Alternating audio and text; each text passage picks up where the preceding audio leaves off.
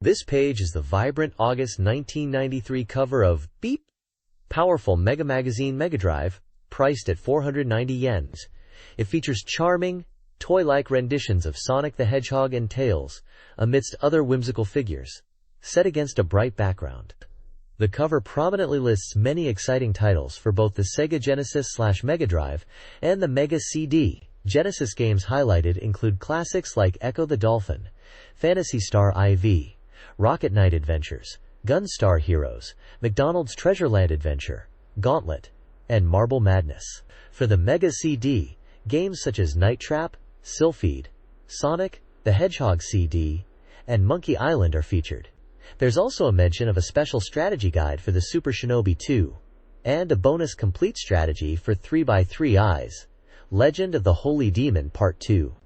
The main feature promotes It's Showtime, covering highlights from the '93 Tokyo Toy Show and Summer CC's. This page showcases Shining Force Gaiden 2, Sword of Hagia for the Sega Game Gear, a highly acclaimed role-playing game. The artwork features prominent characters from the game, including the protagonist and a female magic user, battling amidst chaotic forces. The text celebrates the game, stating it achieves the highest level of technology and system, adding a new chapter to the Shining series, and is simply interesting. It highlights compelling features, such as the realistic live Cinerama battles, numerous new attacks and magic spells, and improved map layouts, all part of new systems unique to the Game Gear. The game boasts an original story driven by unique characters, promising an ending that will leave players deeply moved. It's noted as being currently on sale, with good reviews for 5,500 yen, featuring 4 megabits and battery backup. Additionally, there's a brief mention of Shining Force Gaiden series collector's cards revealing character secrets, set for a July 23 release. A separate section promotes a campaign seeking user-created puzzles for the tentative title Nazo Puyo 2 on Game Gear, offering cash prizes for adopted submissions. The overall tone is one of excitement and high praise for Shining Force Gaiden 2. This page showcases exciting new offerings for the Game Gear. Headlining are 2 major upcoming titles: Streets of Rage 2, known in Japan as Bare Knuckle 2, an action-packed fighting game hitting the handheld on July 23 for 3,800 yen, with 2-player support and unique Game Gear elements like special moves. Alongside it is Jurassic Park, released July 30 for 3,800 yen, bringing the thrilling movie experience to Game Gear as an action game where players brave dinosaurs to restore the park. The page also introduces a special Game Gear Plus 1 bundle for 15,800 yen, offering the console paired with either Sonic the Hedgehog 2 or the intriguing puzzle game Nazo Puyo. This highlights Sega's commitment to both action and puzzle genres on the Game Gear, offering great value for new players. A small section also reminds readers of the Game Gear's ability to become a portable TV with the tuner accessory. This page features 2 distinct titles from Sega. Headlining is the Mega CD adventure game 3x3 Eyes, based on Yuzo Takada's popular manga. It promises an immersive adventure love story, brought to life with voice acting from 27 performers, dynamic side-view battles, and realistic character animation, leveraging the Mega CD's capabilities. It was scheduled for release on July 23 for 8,800 yen and requires a backup RAM cartridge. A soundtrack CD is also highlighted for release. The page also showcases Dynamic Country Club, a realistic golf simulation title for the Mega Drive. The game emphasizes precision long shots and putting, offering various game modes, including tournaments and foursomes, promising diverse golfing enjoyment. This title was set for release on July 16, priced at 7,800 yen, and is compatible with the Sega Tap peripheral. The Sega logo and contact information are also present at the bottom. This page features a stunning illustration of Pai and Yakumo from the adventure game 3x3 Eyes, continuing the focus on this Mega CD title from the previous page. The prominent text translates to 3x3 Eyes Pai, Can I Not Become Human?, referencing the central conflict of the story. Below the artwork, the page transitions to showcasing the expanded Sega hardware ecosystem. It presents the updated Mega Drive 2 console alongside the Mega CD 2 add-on, emphasizing the growth of the Mega World with these new machines. Essential peripherals like the backup RAM cartridge and the Sega Tap are also shown with their respective prices, highlighting the necessary equipment for experiencing the system's full potential, particularly with Klydron-based games like 3x3 Eyes. This page features a double dose of action from the Sega Mega Drive. At the top, we see striking artwork for Shinobi 2-1, Return of the Ninja Master, known as the Super Shinobi 2 in Japan. The vertical text reads, "Once again, the evil organization Neozed, which seemed to have been destroyed, has revived and turned its blade of revenge towards Joe Musashi. Face off against the formidable enemy, Musashi leaps, and the Oboryu ninjutsu is decided. Now, the strongest ninja's turn has come." Screenshots showcase intense platforming and combat, highlighting the return of Sega's iconic ninja hero. Below, the page shifts focus to a different kind of battle, with a Harimanata. This game is based on a popular sumo anime/manga, translating its powerful techniques and dramatic moments into a game. It features a street mode, following the protagonist Yokozuna Harimanata, and a versus mode for head-to-head sumo matches, promising heated contests. Artwork depicts the main character looking fiercely confident, alongside screenshots of the in-ring action. The bottom right corner includes a small advert for the Mega Drive 2 console, highlighting its compact size and 16-bit power, available for 12,800 yen. Overall, the page is a strong showcase for upcoming and available Mega Drive titles, focusing on both established franchises and popular new adaptations. This page showcases Might and Magic 2-Wine, Isles of Terra, bringing the acclaimed RPG series to the Mega CD. The dominant artwork is a vibrant world map, hinting at the expansive world players will explore. The Japanese text boldly challenges players to challenge the world. Described as a full-fledged 3D RPG that captivated adventurers globally, the Mega CD version promises a vast map encompassing towns, dungeons, castles, and a total of 64 distinct areas. A key appeal highlighted is the game's high degree of freedom and the numerous quests players must solve. The game targets those seeking a deeper RPG experience beyond typical domestic titles. Small screenshots offer glimpses into the gameplay, showing the character party interface and the first-person perspective used for exploration. Information at the bottom indicates the game was still awaiting a release date and price at the time. It also notes compatibility with the Sega Mouse, 6B fighting pad, and a backup RAM cartridge, all sold separately, confirming the game's depth and scale. As noted by the prominent logo, this is an exclusive title for the Mega CD.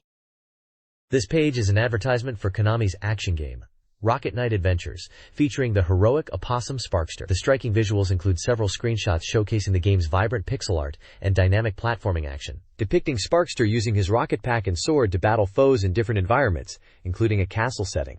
The main focus of the page is a quiz celebrating the game's release.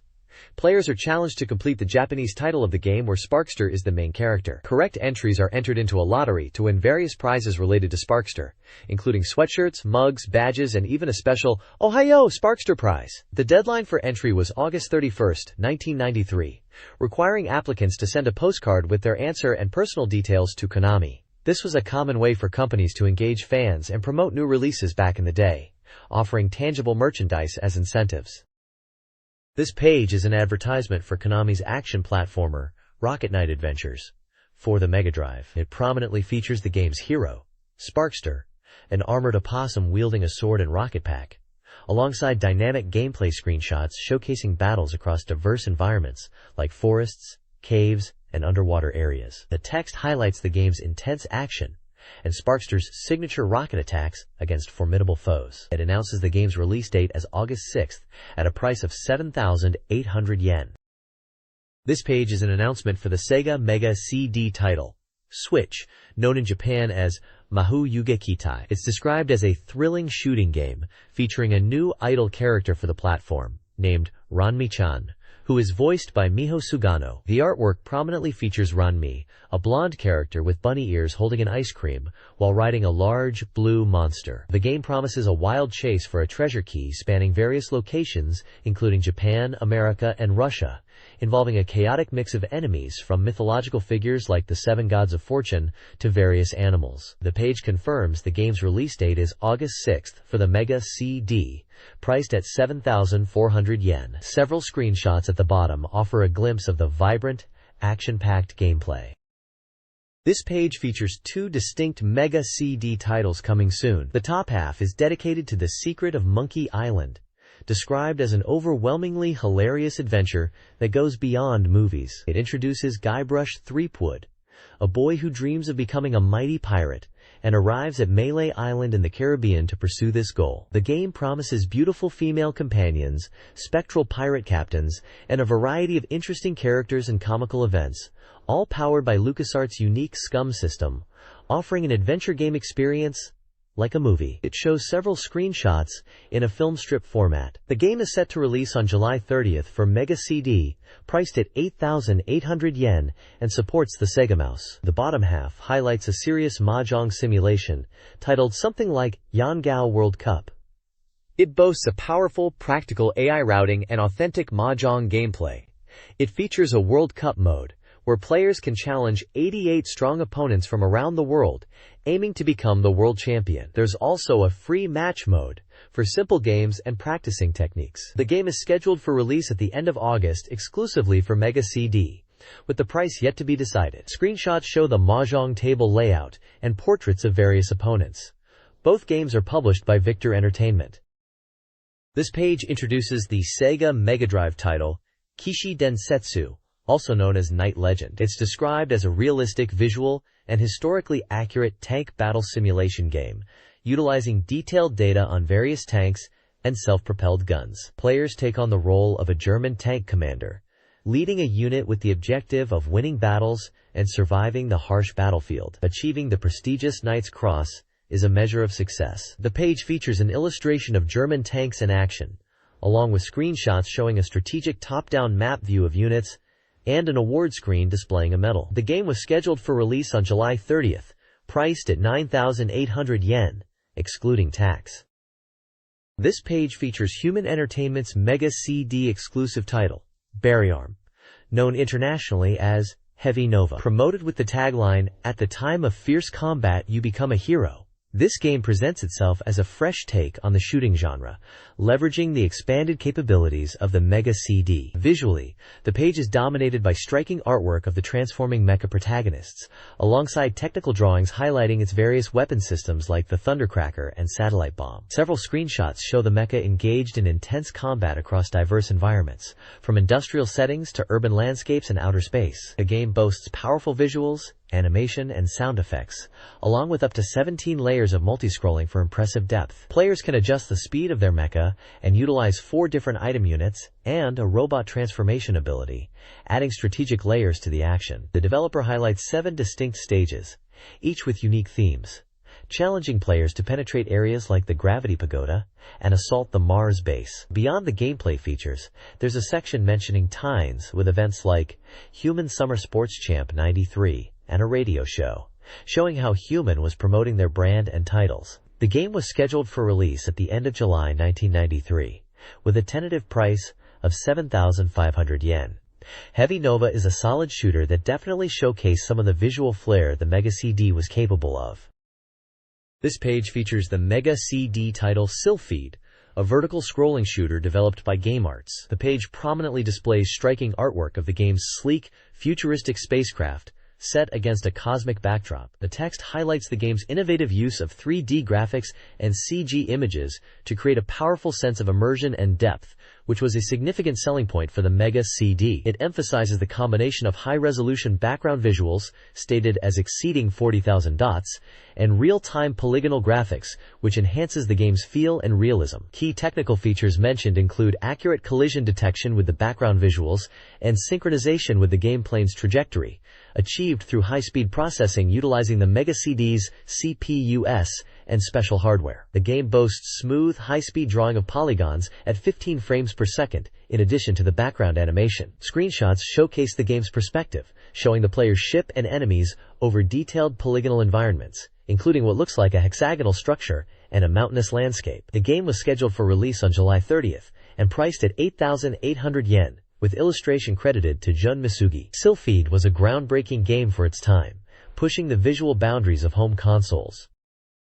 This page features a quirky announcement for Faceball 2000, making its debut on the Game Gear. Visual depicts a classic Japanese street scene being invaded by large, orange smiley faces, creating a humorous and slightly surreal atmosphere. Baseball 2000 is described as a 3D action and versus style game, with origins in Canada and America, that combines the elements of tag and maze exploration. The text playfully warns that the rumored smiling faces are causing an abnormal outbreak worldwide and are now approaching Japan in large numbers. Seeing their faces is said to cause symptoms like being unable to concentrate on work or study, urging diligent Japanese citizens to be cautious. The game was scheduled for release in October and was handled by Riverhill Soft in Japan. It looks like a fun, unique title, bringing a different kind of 3D experience to the Game Gear. This page features the space RPG Allshark for the Mega CD. The main illustration shows anime-style characters with a planet in the background, highlighting the game's science fiction setting. The text describes Allshark as a legendary RPG that has captivated players, now arriving on Mega CD. It features a faithfully reproduced story, newly added visual scenes, planet fields, and space exploration, all presenting an unprecedented scale and concept. The game promises a fantastic world filled with emotion and romance, enhanced by the Mega CD's capacity. Key features mentioned include over 30 towns and over 100 indoor maps, powerful battle scenes, moving full animation, and music that transcends typical game music. There is also a section promoting an Allshark image song single titled Starting Over, coupled with Reminiscence, performed by the group Puff. The single was priced at 1,000 yen and included a karaoke track. Allshark was scheduled for release in the fall of 1993 with a price of 8,800 yen, excluding tax. The staff credits are listed for scenario, character design, and music composer.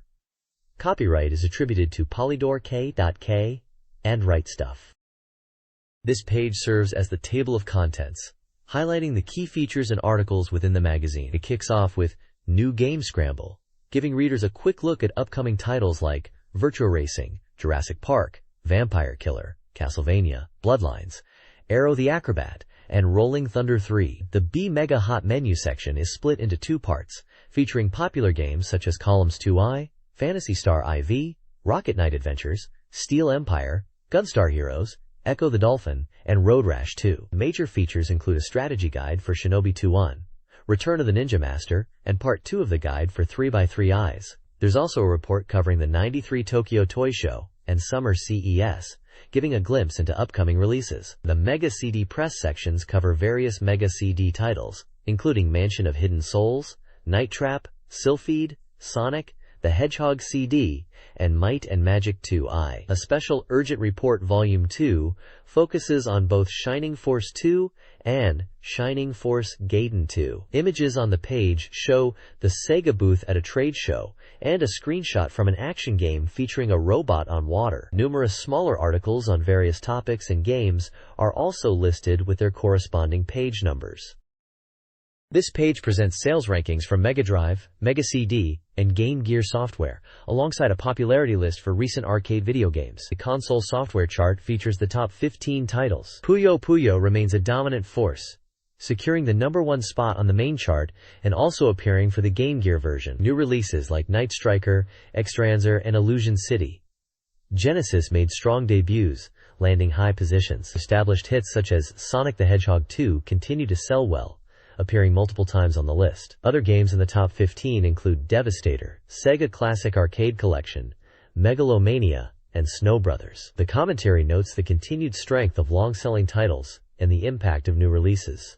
The arcade popularity list highlights the top 5 current games. World Heroes 2 leads the pack, noted for its expanded character roster.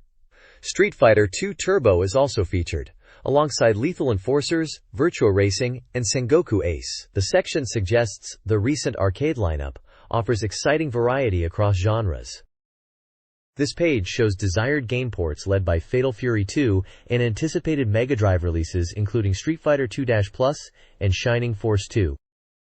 This page is part of the B-Mega Race segment, a recurring feature where new releases are reviewed as if competing in a race. Featured here are reviews for 2 games released on July 23rd, Shinobi 2-1, Return of the Ninja Master, and Road Rash 2. Shinobi 2. Return of the Ninja Master, an action game, is shown with a screenshot of its intense ninja combat. Reviewers note improvements compared to the previous entry, particularly in graphics and action variety, giving it a score of 7. Road Rash 2, a high-octane motorcycle racing game, is presented with screenshots highlighting its split-screen two-player mode. Commentators discuss the gameplay, comparing it to the original. While acknowledging improvements in gameplay and level design, some feel it has lost a bit of the distinct Road Rash feel, resulting in scores around 6 and 7. The scores are derived from an average rating by the magazine's 4 reviewers, presented out of a possible 10 points. The page also includes commentary from these reviewers on various gaming topics. This page continues the Mega Dog Race segment, reviewing 4 new releases. First is NBA Playoffs, a realistic basketball simulation featuring NBA teams, noted for its player creation but criticized for a lack of excitement in the gameplay flow, receiving an average score of 6.0. Next up is Echo the Dolphin, praised for its beautiful graphics and unique underwater setting, which earned it a high average score of 8.0, although some reviewers found the difficulty challenging. Then there's Rocket Knight Adventures, Konami's action game, starring Sparkster. Reviewers found some aspects of the gameplay enjoyable but noted frustrating elements, leading to an average score of 6.75. Finally, Dynamic Country Club, a golf game on CD, is reviewed. It features polygon courses, but was criticized for issues like slow visuals and imprecise controls, though the caddy characters were mentioned positively. It received an average score of 5.75. The scores reflect the reviewers' opinions on each game's performance in the race. This page continues the Mega Dog Race competition, reviewing 4 more upcoming Sega CD titles. First up is Seima Densetsu 3x3 Eyes, an RPG based on the popular manga. Reviewers noted its faithfulness to the source material, long scenario, and decent voice acting, which should please fans, giving it an average score of 6.25. However, some found the presentation lacked overall unity. Next is Variarm, a transforming mech shooter.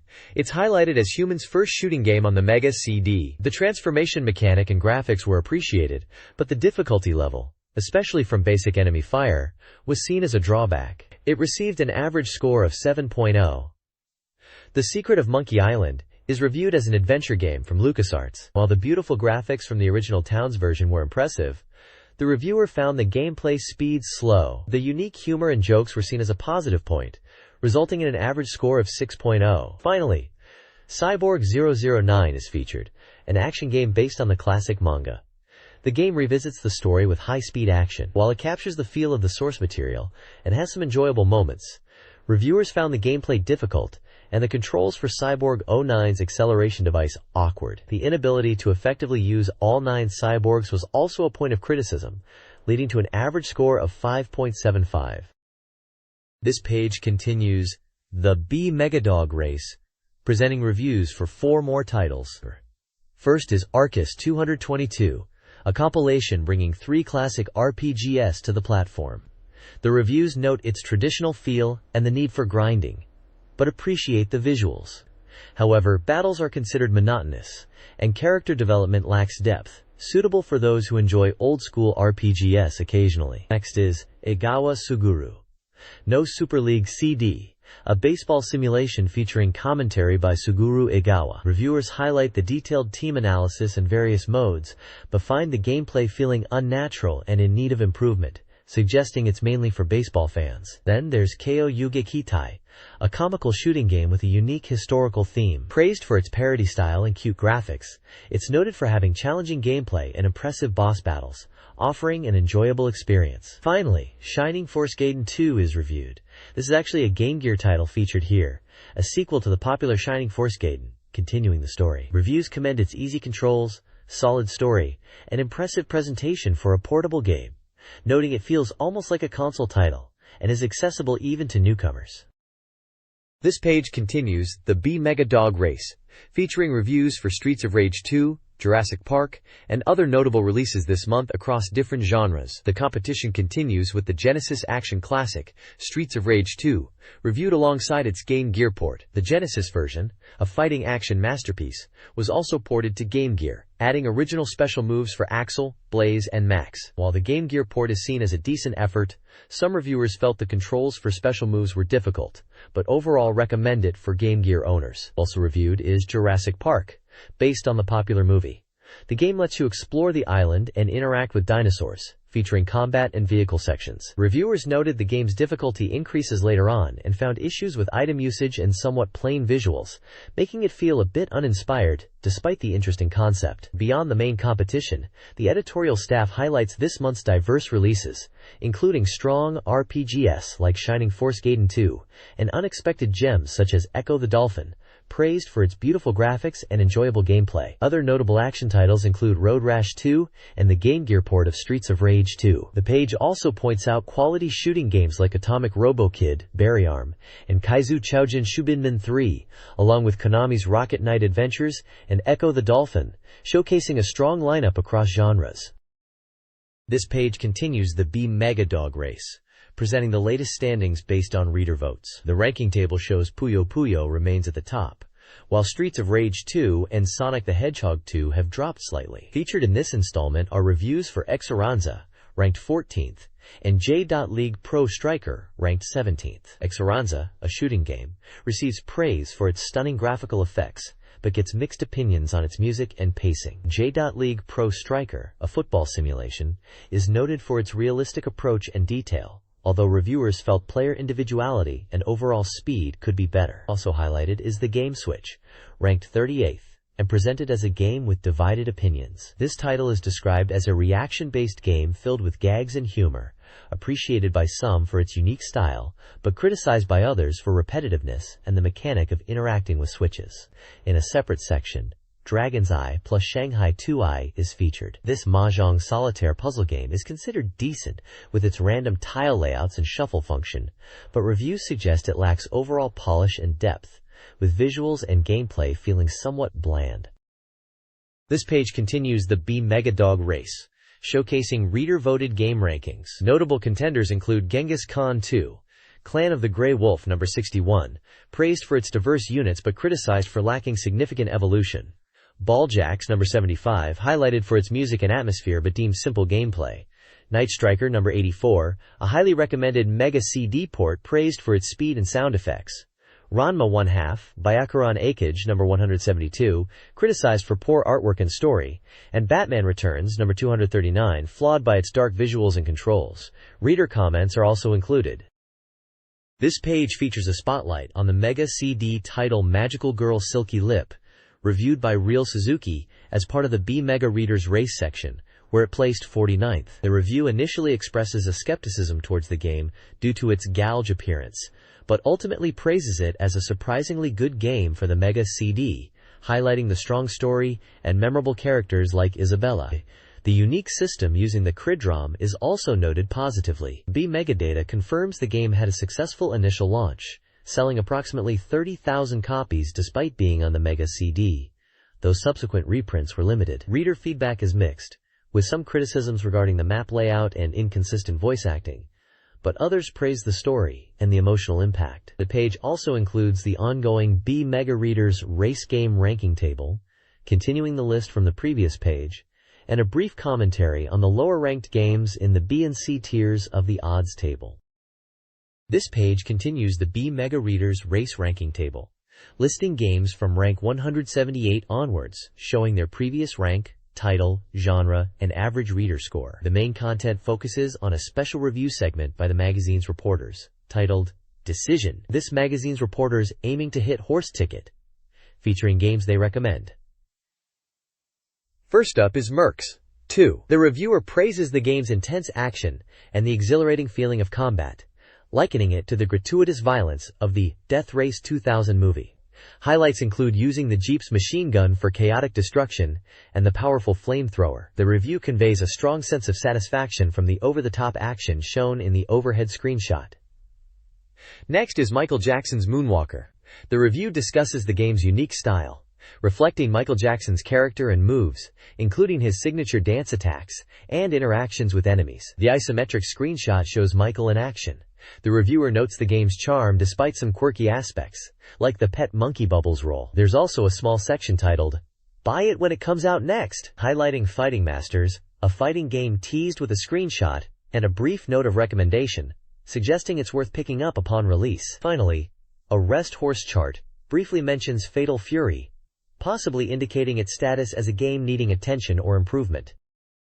This page delves into the world of Kleedrom gaming and continues the BeepMD Reader's race rankings. We kick off with a top 10 list for the PC Engine Kleedrom Squared, featuring popular RPGs like Tengai Makyo, Zyria, and YSIN2, alongside Konami's adventure classic Snatcher. The main focus, however, is a discussion titled, "Is Kleedrom Worth Buying?" Quote.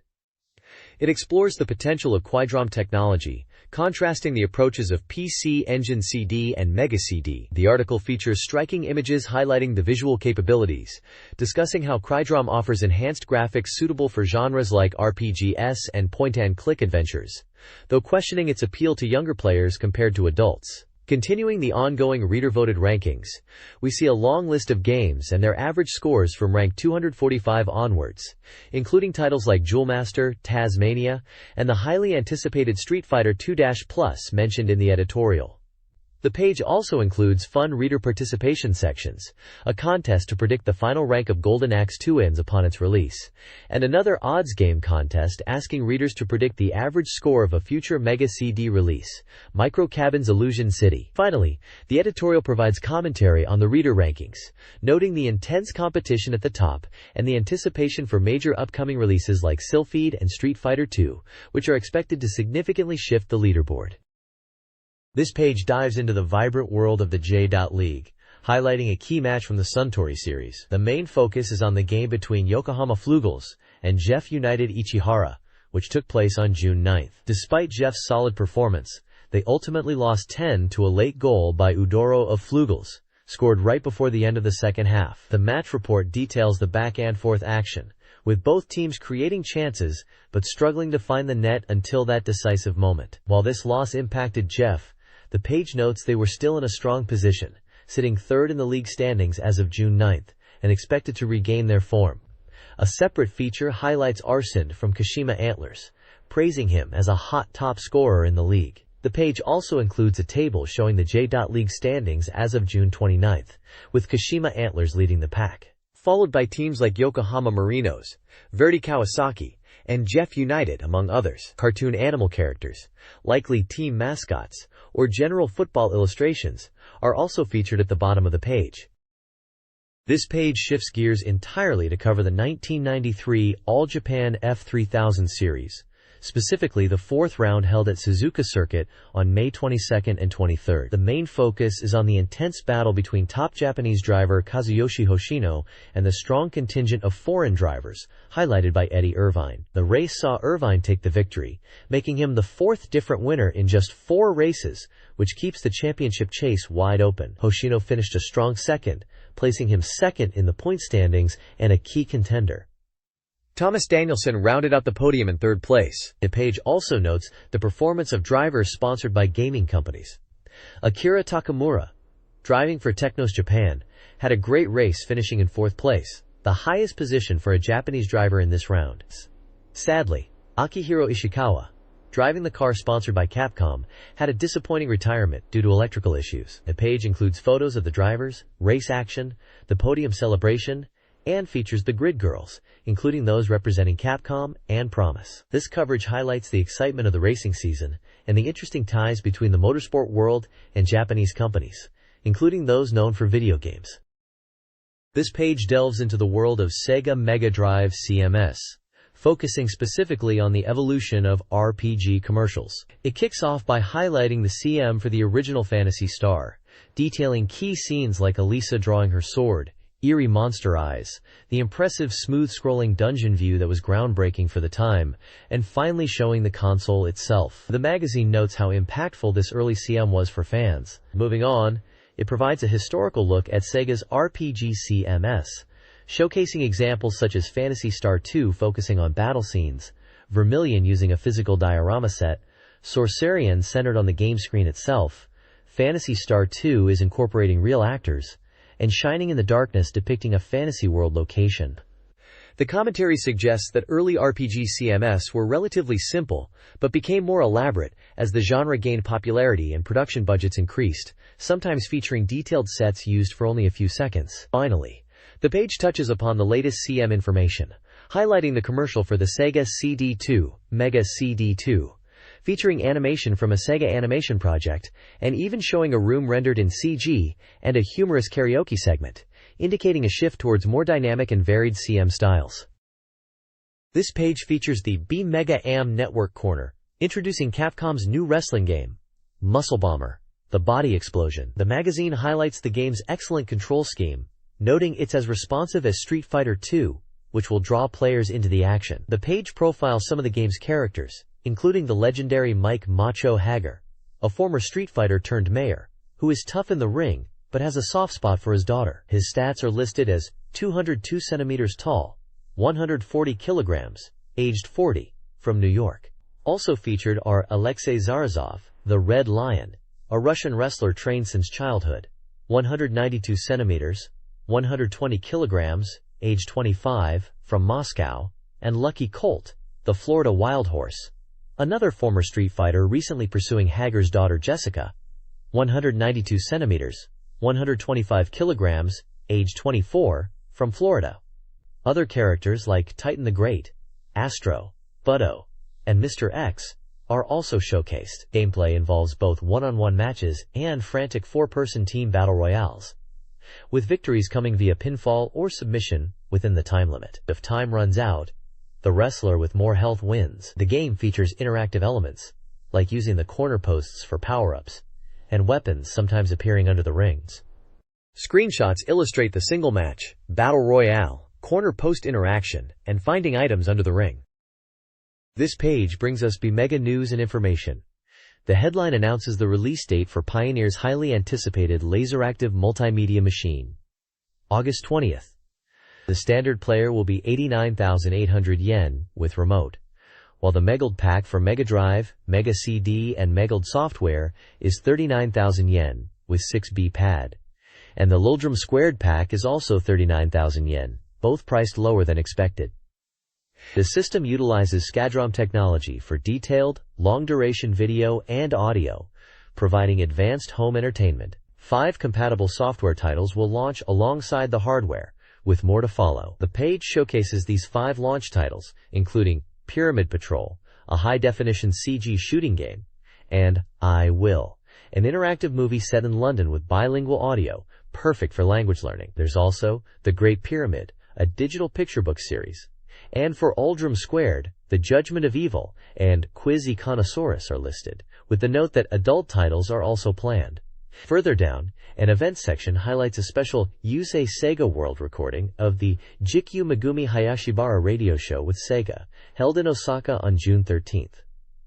This event, announced previously in Mega CD Press, featured voice actress Megumi Hayashibara and Sega staff, drawing over 600 attendees. Guests included other voice actors and Sega representatives. Finally, a small box mentions a CD featuring sounds from the game 3 by 3 Eyes, with Megumi Hayashibara's voice, will be released on July 21st. This page covers various news and information items. Starting with news, we see the JAL Megajet, a custom in-flight version of the Mega Drive developed with Japan Airlines, designed for use on international flights with a focus on simplicity and durability. Also highlighted is the national expansion of the BattleTech Robot Battle Simulation arcade game, known for its immersive cockpits and realistic combat, with plans for 50 locations over 3 years. Information sections detail upcoming events. Game Zaris 93, a summer event showcasing new games from roughly 40 software makers across 4 locations in Japan, Tokyo, Osaka, Hamamatsu, Nagoya, and the Human Game Convention in Shinjuku, offering game tournaments and original goods. There's also a mention of a new single, Fight, from singer Rika Sugimoto. Finally, the new release section briefly lists several music creeds, a video, and an LD, including the Claire Creeds, Summer Lover, Hikaru Nishida's Creeds, Let's Believe, Yuko Sugai's CD Nature, the Fatal Fury Image Album CD, a video titled Adult Etiquette Lecture Business Edition, and the Mach Go Go Go Memorial Collection LD. This page dives into the story of Umemi Mansion, an upcoming adventure title for the Mega CD. The magazine is clearly impressed by Sega's approach with this game, positioning it differently from other Crydrom titles of the era. It's highlighted as a multimedia work that transcends typical gaming, offering movie-like visuals and sound effects to create a virtual reality experience where the player feels immersed within the TV monitor. The concept section further elaborates, explaining that the game leverages the keydrom's capacity for massive data, far beyond what room cartridges could hold. This data, combined with advanced technology, allows for a fluid, immersive experience. The article suggests thinking of it like watching a movie or TV show from the protagonist's viewpoint, exploring space and time interactively through key operations. Screenshots arranged like film strips showcase the game's detailed interior environments, emphasizing the high quality of the visuals and color usage, which the magazine notes are difficult to fully convey in static images, hence the multiple shots suggesting movement. Scheduled for a September release, this looks like a significant step for the Mega CD.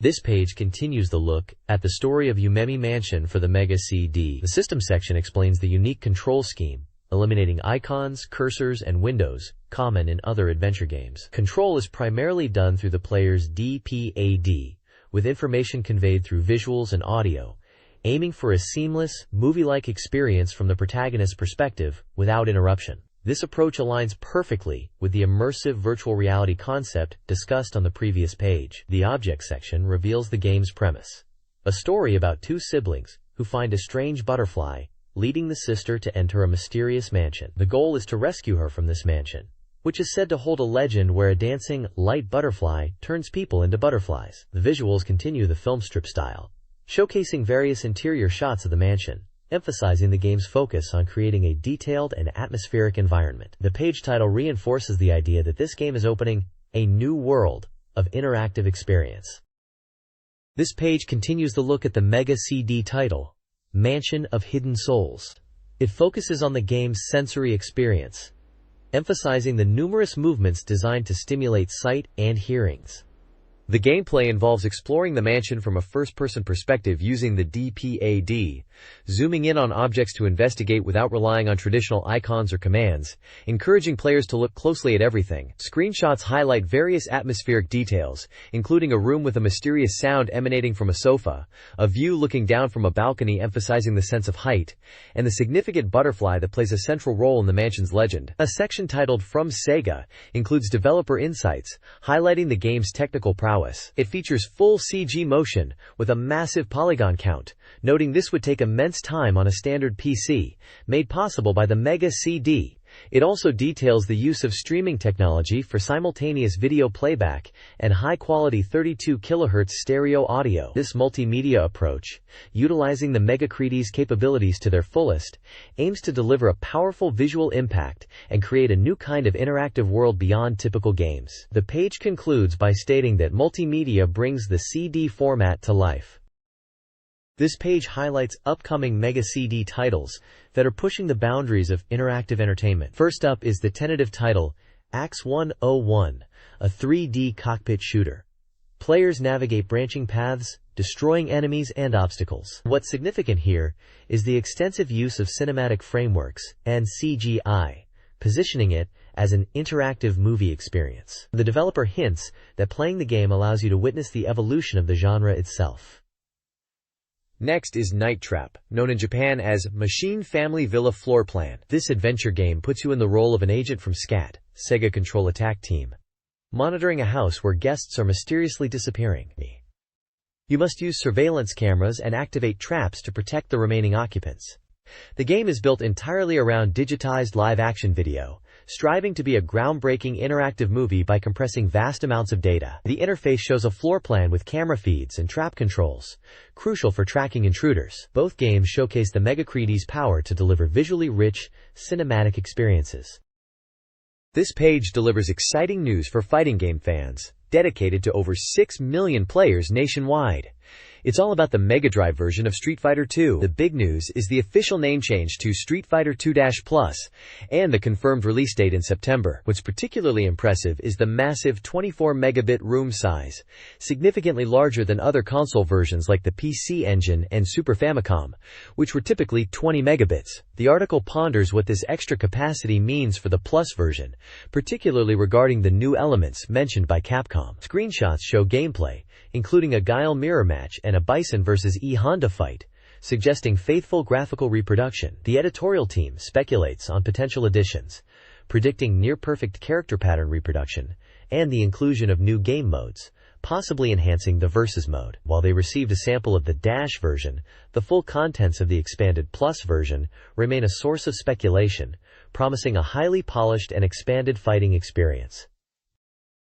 The upcoming Mega Drive version of Street Fighter II, now titled Street Fighter II-Plus, is generating significant anticipation. Capcom apologizes for the September release date, citing ongoing content refinement. Editorial speculation centers on the Plus designation, with rumors suggesting a 16 megabit size or more. Players hope for enhanced graphics, sound, and the addition of turbo mode moves and potentially new characters, mirroring the Super Street Fighter II roster expansion. Visual speculation assigns probabilities to potential additions, like new moves and speed adjustments. Overall, the page emphasizes the anticipated inclusion of features from the later Street Fighter II arcade versions.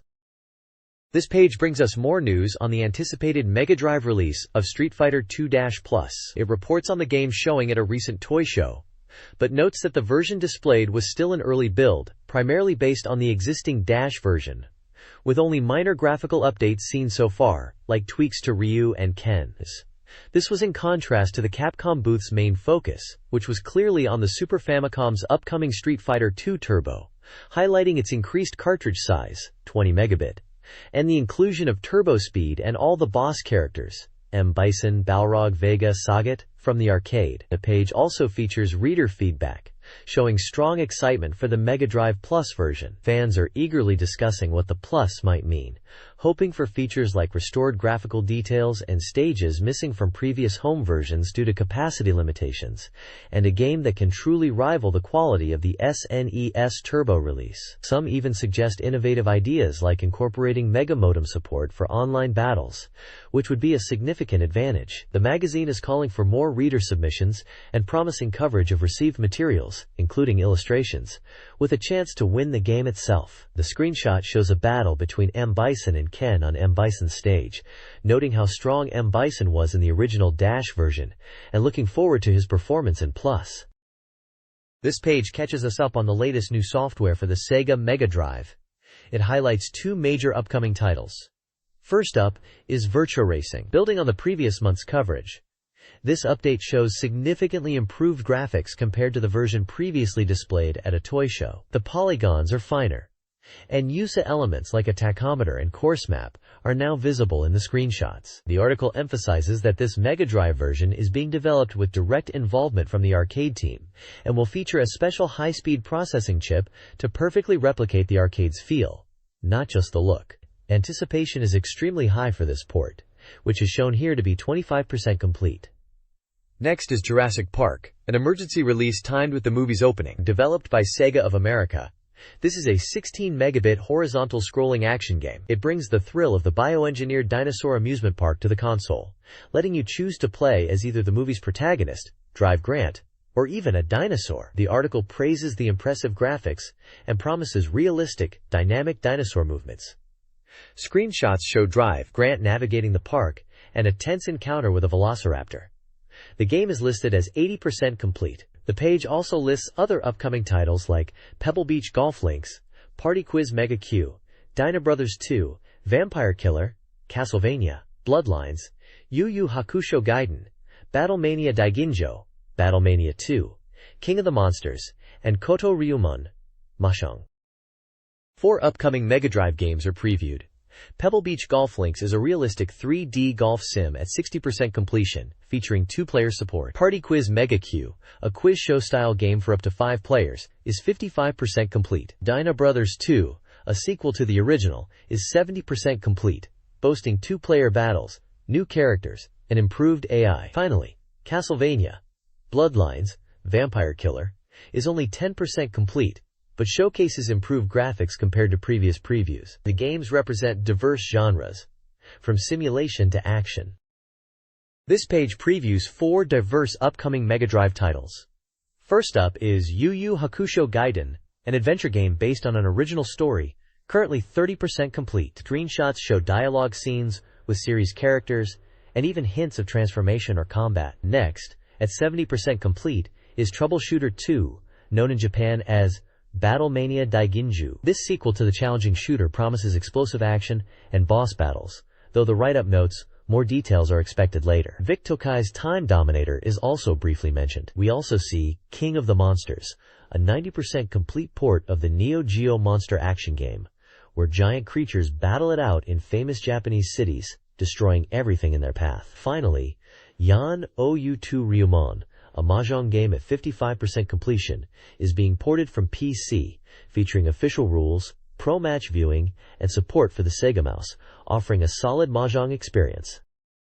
This page previews a variety of upcoming titles, highlighting different genres from action to strategy. First up is Aero the Acrobat, an action game from Sunsoft America, currently 70% complete. The Japanese version might see character graphic changes due to the overseas design. Pit Fighter 2, a fighting game from Tengen, features digitized characters and expands the roster to 7 fighters. Rolling Thunder 3 from Namco, an action title, is finally shown off, teasing explosive gameplay. Nobunaga's Ambition, Zenkokuban from Koei, is 100% complete, offering a strategic simulation experience that's approachable for newcomers. Populous 2, the God simulation game from Virgin Games, is at 50% completion, promising increased freedom and commands in this updated version. Finally, Ahari Manada from Sega is a sumo sports game, 90% complete, praised for its realistic depiction of the wrestlers. The page also includes a small section briefly mentioning other titles in development,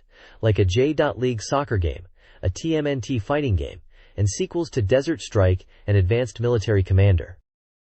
This page focuses on the highly anticipated sequel, the Super Shinobi 2, known internationally as Shinobi 2-1, Return of the Ninja Master. It hails the game as a significantly powered-up ninja action title following 3 years since the original, retaining the core gameplay while adding flashy new actions. The page announces the game's release date as July 23rd, priced at 6,800 yen, and describes it as an action title on an 8 meters cartridge. A guide section previews gameplay techniques from basic controls up through rounds 1 to 5, accompanied by a screenshot showing Joe Musashi in action against enemies. Several key characters are introduced, including the hero Joe Musashi, Nayoko, Musashi's lover, the masked ninja, and the main villain, the Shadow Master, leader of the reborn Neo-Zed organization who orchestrated the destruction of the ninja village to draw out Musashi.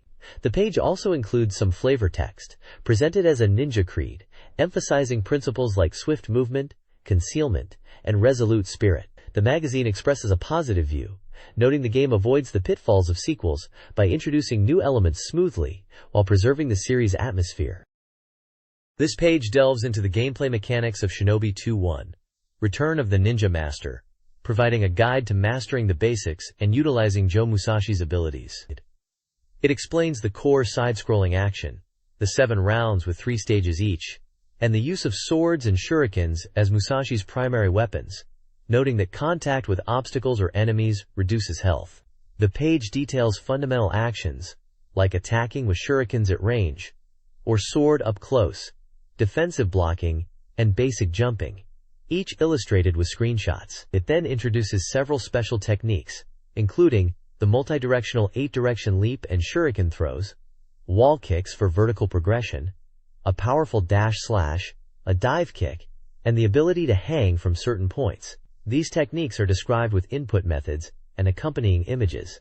A section highlights helpful items found in the game, such as small and large shuriken refills, small and large health recovery items, and a 1-up for an extra life. It also mentions an item that increases ninjutsu usage per round, and a time bomb. Finally, the page showcases the 4 secret ninjutsu techniques available via the pause screen. The Thunder technique for a temporary invincibility barrier, noted as effective, the Fire Dragon technique for screen-wide damage, described as not very effective, the Floating Body technique to enhance jumping, and the Dust technique which damages surrounding enemies at the cost of a life. commented on as annoying. A large illustration of Joe Musashi gripping his sword is also featured. This guide covers the initial stages of Shinobi 2-1. Return of the Ninja Master. Stage 1, the forest/cave transition, is straightforward, focusing on basic controls and enemies like ninjas and samurai. A key encounter is the mid-boss samurai, requiring a distance-based strategy. Stage 2, the limestone cave, introduces more complex movement, including hanging and wall kicks, and environmental hazards. Using directional scrolling is advised for scouting. Stage 3 features the Mandarin/guard lobster boss, vulnerable during sword swings, requiring a mix of shuriken and dash/slash strategies. The guide concludes with a breakdown of common enemy types, including ninjas, komusos, samurai, and kunoichi, along with their attack patterns. A final note encourages embracing the spirit of Joe Musashi. This page continues the guide for Shinobi 2-1.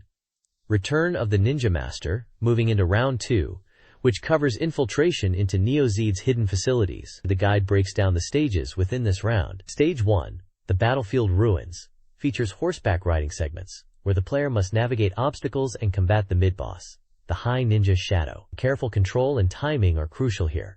Stage 2 takes the action into a laboratory, introducing sections where you ride a gondola and must escape auto-scrolling sequences. This stage emphasizes utilizing new moves like the high jump to reach elevated areas and avoid getting trapped. Stage 3 delves into the laboratory core, culminating in the boss encounter with the brain creature, Maruku. This boss employs various attacks, including floating bombs, blue lightning, and a time distortion ability that reverses your controls. Accompanying the stage walkthroughs are tips on mastering Musashi's techniques. A section titled Become a Kick Demon highlights the effectiveness of the aerial kick, which allows for a follow-up jump useful against tougher enemies. The guide also notes the change in standard enemies, from ninjas to various types of soldiers in the laboratory environments. A column encourages players to fully embrace the role of Joe Musashi by practicing advanced moves like the wall jump and hanging techniques.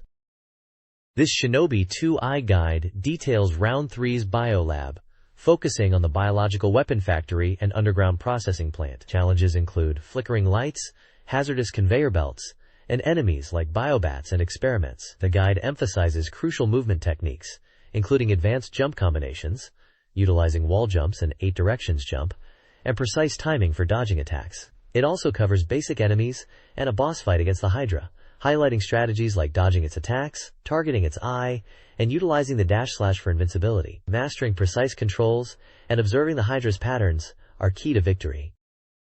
This page continues the expert guide for Shinobi 2, the Silent Fury, focusing on the challenging Round 4, titled Destruction. It first tackles Stage 1, a 4-scrolling sea level similar to Round 2 but with tougher enemies, highlighting the need for precise dodging and mastering the Nagase jetboard. Tactics for fighting specific aquatic enemies are covered. Next is Stage 2, set in a precarious energy plant controlled by Neo Zed, where unstable platforms are a major hazard, emphasizing the importance of clearing enemies before attempting risky jumps.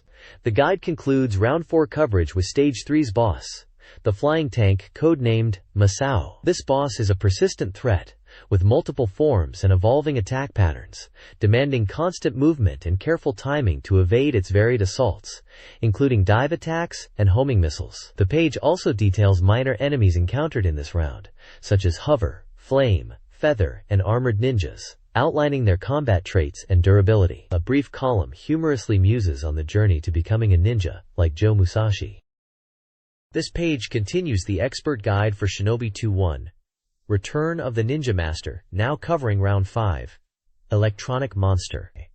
It starts in the Fire Forest, Stage 1. A red-hued environment filled with flame-throwing soldiers, explosive traps, and durable fire-resistant heavy infantry. Success here relies on precise timing to slip past enemies, and carefully managing ground hazards like landmines and mortar fire. Next up is the Factory, Stage 2, where the enemies are revealed to be mass-produced robot dinosaurs. This complex level requires players to navigate 3 distinct areas, often by strategically using time bombs to open paths and progress vertically via elevators and moving platforms, emphasizing careful movement and timing. The guide concludes with the boss of Round 5, the formidable Megasaurus, in the maintenance dock. Stage 3. This massive robotic foe's weak point is its head, best targeted with ranged attacks. When it closes in, dodging its powerful fire breath and difficult to evade homing spheres is crucial, with advanced tactics even involving briefly standing on its hand to attack. The page also briefly highlights the durable mortar soldier enemy. A short column encourages readers to play the game themselves to truly experience the thrill of ninja action like Joe Musashi. This page dives into the details of the Super Shinobi 2, known internationally as Shinobi 2-1. Return of the Ninja Master, featuring insights directly from the developers and discussions among the magazine's writers. The developer interview highlights the goal of creating enjoyable gameplay through complex level design and diverse ninja actions, emphasizing the satisfaction of using power-ups and ninjutsu. They touch upon the challenges of development, particularly in preserving the feel of the previous game while adding new elements, and the extensive work on graphics and level layouts. Interestingly, they mention the difficulty was intentionally set slightly lower than the preceding title. Following this, a discussion among the writers explores the game's controls, new actions, and the overall pace. They comment on the improved visual consistency of the background graphics across rounds, and appreciate how the game leans into the thrilling, even slightly wild, atmosphere of classic ninja movies. They see it as a successful attempt to create a pure ninja action experience centered on Joe Musashi. The page is accompanied by a screenshot of the game in action and dynamic illustrations of characters, including a powerful piece depicting Musashi's ongoing fight against the Master of Shadows. This page focuses on columns 2I, the latest iteration of the classic falling block puzzle game, highlighting its robust multiplayer capabilities. Touted as the definitive version of the genre, Columns 2I brings the popular arcade experience home to the Mega Drive, significantly enhancing its versus mode. A major draw here is the support for up to 5 players simultaneously, a massive leap, offering diverse gameplay variations. Building on the ability from previous games to send junk blocks to opponents, Columns 2 introduces new mechanics, notably the flashing stones. These appear under specific conditions, like triggering large chain reactions, and clearing them unleashes disruptive effects on your opponent's fields, such as turning blocks monochrome, or even flipping their entire game board upside down, leading to chaotic and exciting matches. Screenshots showcase the variety on offer, including a single-player pyramid mode where you collect items, standard one-on-one battles, team-based TW vs 2, and the truly wild 5-player mode that packs the screen with action. The developers express excitement about the game's surprisingly diverse modes, and encourage players to dive deep, emphasizing that the multiplayer experience, especially the 5-player showdowns, is where the game truly shines.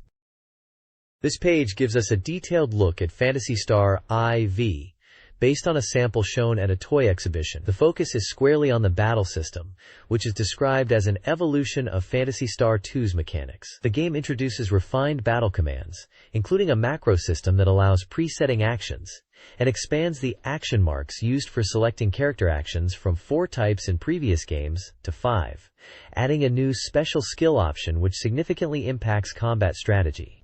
While the party size is up to 5 members, it's noted that unlike Phantasy Star II, the party composition isn't freely chosen, and characters will swap in and out depending on the story progression. The battle scenes are highlighted for their bright, clear, and detailed backgrounds, which vary depending on the location, with more environmental variety than even the original Phantasy Star. New monsters like the Mini-Worm, Glass Assassin, Monster Fry, and Sensor Bit are showcased in battle screenshots. Beyond combat, the page also briefly touches upon a useful new consult command available during exploration, designed to help players remember their next objective or catch up on the story, making it particularly helpful for newcomers.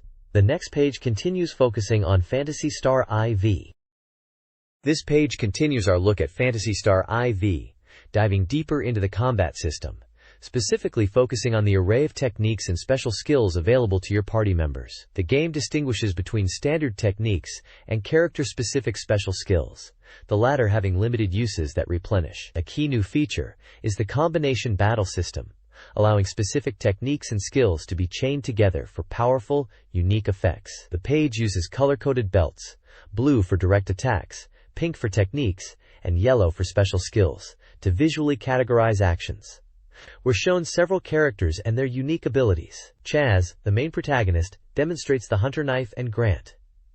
Alice, the skilled hunter, shows off her Alice Bracer special skill. Quote, Rune, the powerful magician, is featured with the cross-saber special skill and the illusion technique. Quote, Ren, the android companion, displays the spark, burst, and recover abilities. Kyra, the force user, presents the Tsu, shift, and Voltec techniques. Raja, the priest, is shown using grap, zan, burst, foi, and hunes.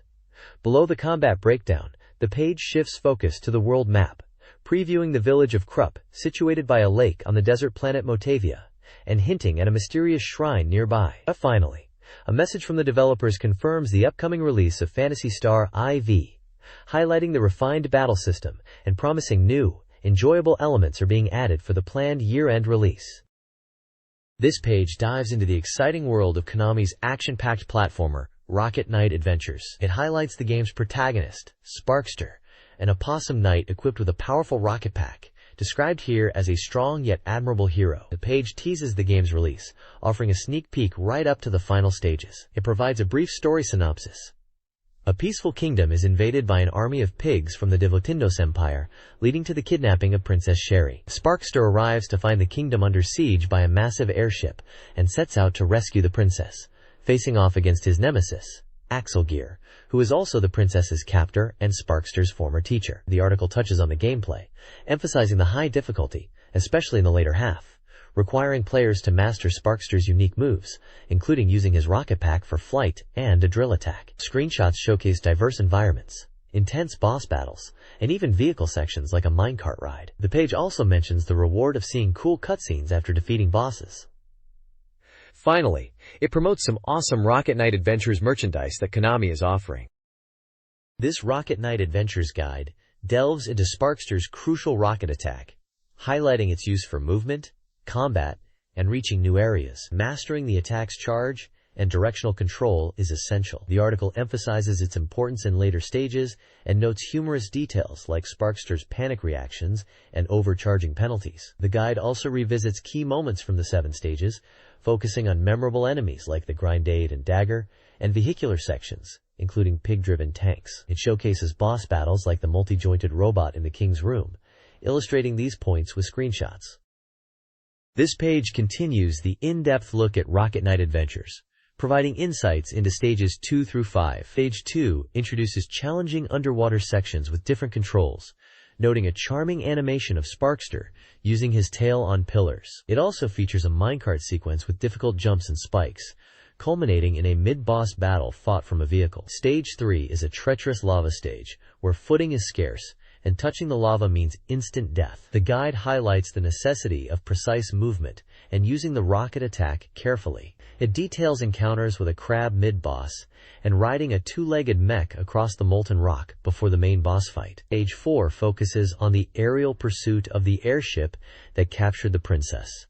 Sparkster becomes a living cannonball to board the ship. After finding the princess, it's revealed to be a pig in disguise. The stage involves fighting on the airship's exterior, using the tail to swing, battling a mid-boss below, and then confronting the final boss inside the vessel, which is comically piloted by pigs. Finally, Stage 5 takes place inside the castle, described as difficult due to patrolling invincible soldiers, requiring clever use of the rocket boost to navigate. The page notes the return of Axelgear for a battle, and the ultimate confrontation where Sparkster finally meets the princess. The guide emphasizes mastering Sparkster's rocket attack is crucial for success in these later, more complex stages.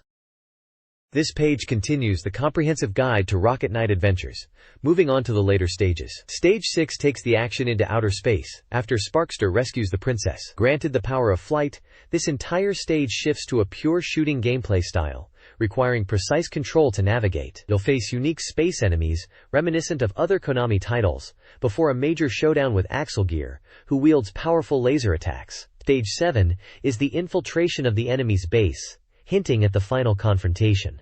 The main threat here is Debliges, a powerful enemy who appears early and proves incredibly resilient, demanding constant rocket attacks to overcome. Even after being defeated, he revives and returns stronger. The stage also features areas resembling a Snatcher factory before presenting a final surprise. The defeated Axelgear reappears, now using attacks similar to Sparkster's own. The page challenges players to see how this final battle unfolds. A developer's note mentions inspiration from a dream for a multi-stage boss concept. Screenshots highlight the varied gameplay, challenging boss encounters, and key moments from these intense final stages.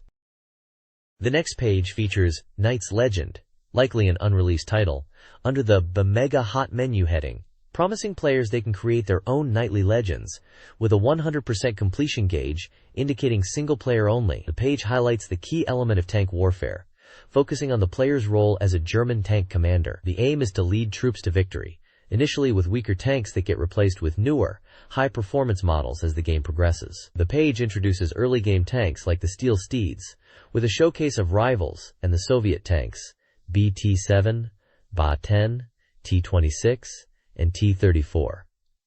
The page also mentions the 2, 3, and 4 series tanks and the Tiger is, describing their capabilities and roles in combat. It emphasizes strategic use, such as employing the 4 series tanks for supporting fire due to their thick armor and long range. The Tiger is presented as a high-performance vehicle for support due to its long range and powerful attack, though it is slow. The text concludes with a note from the developers, promising a badge campaign with prizes based on achievements earned in the game.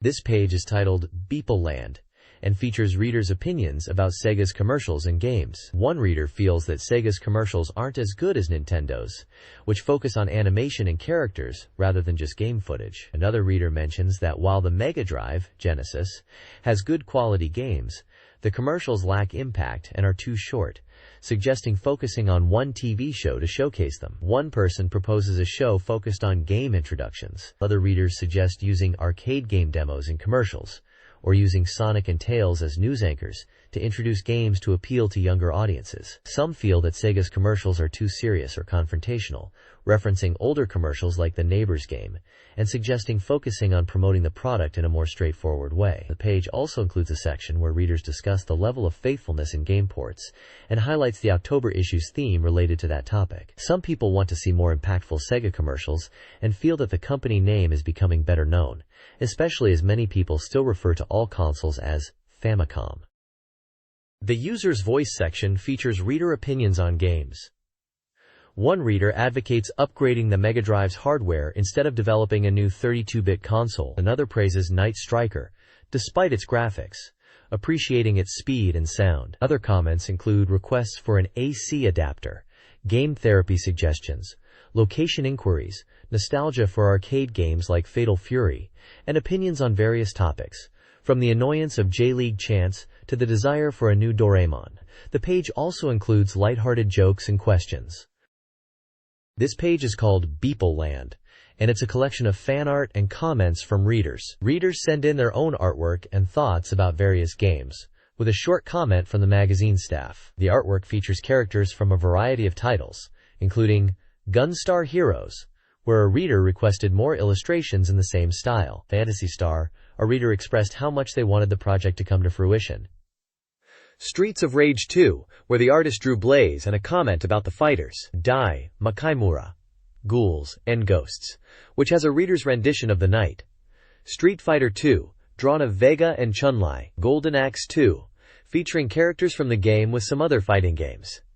There are mentions of Sonic the Hedgehog, Sword of Sodan, Shining Force, Snow Bros, and Final Fight CD. The readers share their love for these games and offer suggestions and praise. The next page, titled BeepMD for Computer Age Megatalk, is a mix of reader submissions, including game reviews, artwork, and personal anecdotes related to Sega Mega Drive. A reader from Oita Prefecture reports finding Droll and Girls Garden for the SG-1000 still being sold at their original retail price in a local toy store. Another reader from Kanagawa recalls winning a Time Gal theme song CD, but questions why the karaoke version was only on the B-side. There are more short comments from people in different regions. Shimane, reporting their TV is broken. A Scoop alleges that Scarlet, Queen of Antares from the Mega Drive version of Megalomania, underwent plastic surgery for her appearance in the game. A section called Junk Present highlights fan submissions for a competition, with a pharaoh-themed pencil case as the prize. Readers were asked about their favorite Egyptian king, with King Khufu being the most popular. A reader from Saitama drew 2 panels with Doraemon characters, while another submits MD Kun, a manga strip with school-themed jokes centered around the Mega Drive. The Mega Driver Academy Award is given to a reader from Oita for his review of Hyakken Land, a game he didn't even know existed. He also mentions RPG Densetsu Hepoi and Muchu to Drop. This page, titled BeepMD, features reader submissions and opinions related to Sega Mega Drive games. One section highlights favorite scenes in games, with a reader suggesting that even a seemingly bad game can be enjoyed by viewing it as a TV program. Super Highlight and Shadow Dancer are mentioned. Another segment discusses the origins of characters in fighting games, specifically referencing Power Athlete by Kaneko and its influence on later titles. There is also criticism of overly sexualized female characters. A Still Not Enough section encourages readers to send in their opinions about great things in video games. Readers are asked for opinions on the quality of home console conversions, mentioning Night Striker as an example. The page also contains User's Voice, with comments and feedback about Mega Drive games, hard and software, manufacturers, and general gaming environment. The page also features a 4-panel MD Kun manga strip. The next page is a promotional piece titled Shining Force Gaiden 2 Release Commemoration, starting with a greeting to readers. The writer mentions having gone to India for training, a bit tongue-in-cheek. The page introduces Shining Force V, a team of 5, with the writer claiming to be number 1.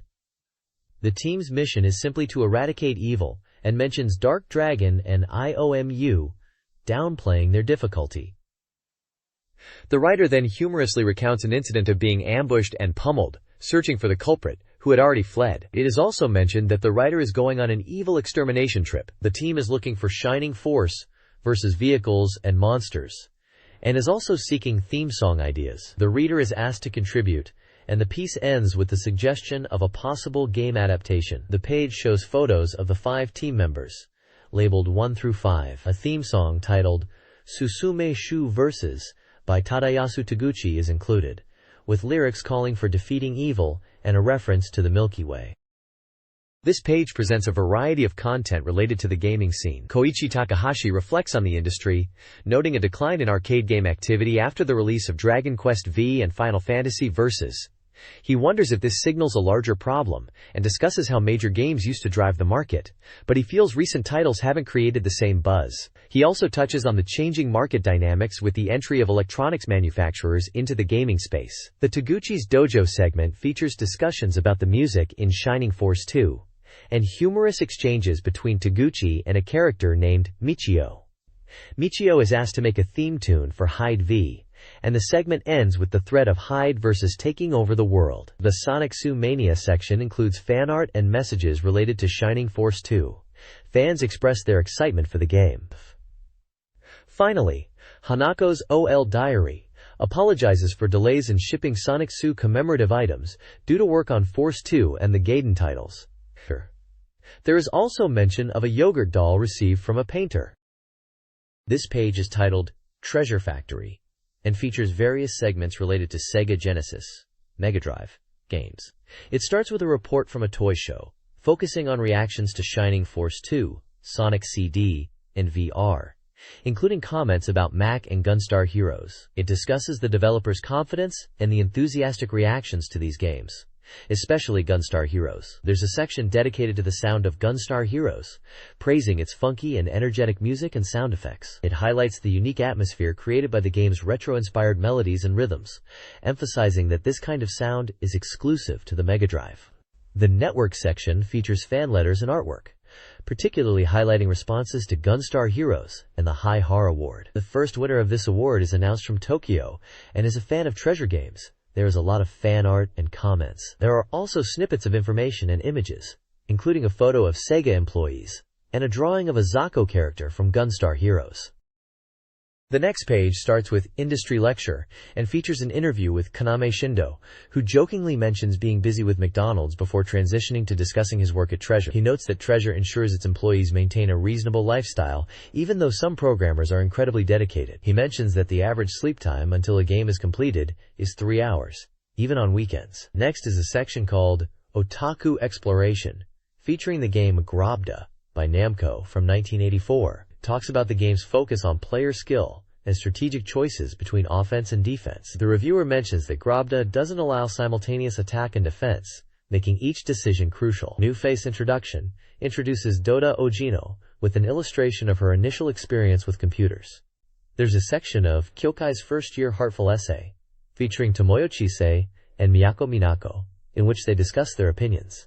The page concludes with a section titled, "Your postcard is decided," including an address for sending feedback, and an editor's note mentioning a Sega-operated AM facility called Pasela near Ueno, which is used by Treasure employees.